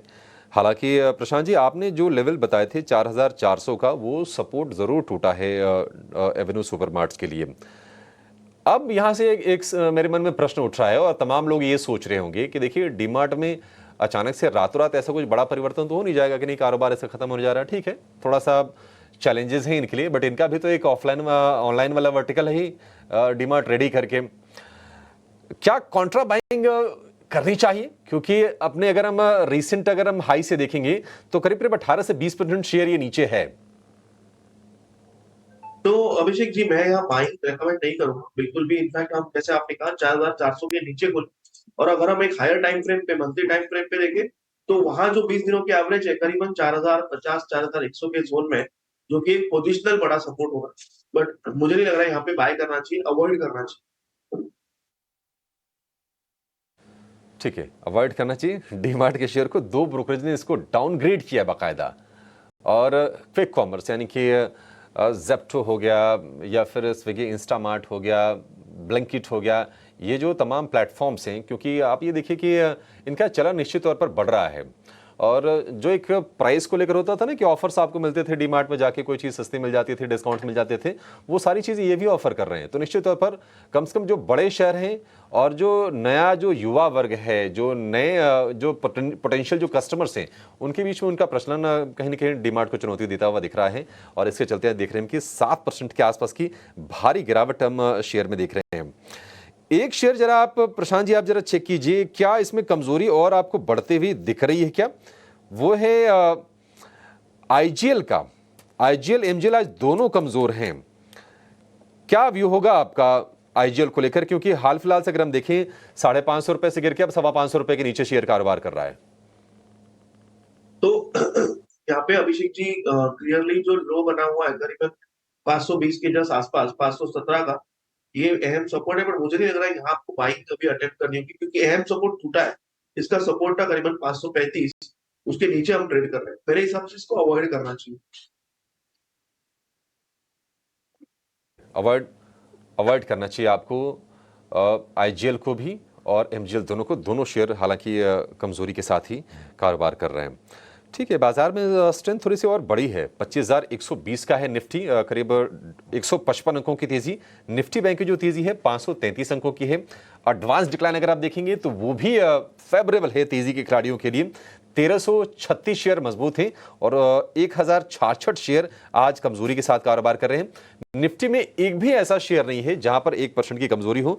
सबसे ज्यादा कमजोर है मारुति सुजुकी का शेयर, 0.86% उसमें आज हम नरमी देख रहे हैं। और आप देखिए दूसरा जो शेयर कमजोर है, कंजम्पशन वाले शेयरों में ब्रिटानिया कमजोर है थोड़ा सा, बजाज फाइनेंस कंज्यूमर फाइनेंस में ये कमजोर आपको दिखेगा, और थोड़ी सी कमजोरी एशियन पेंट, सिप्ला, बजाज फिनसर्व के शेयर में भी है।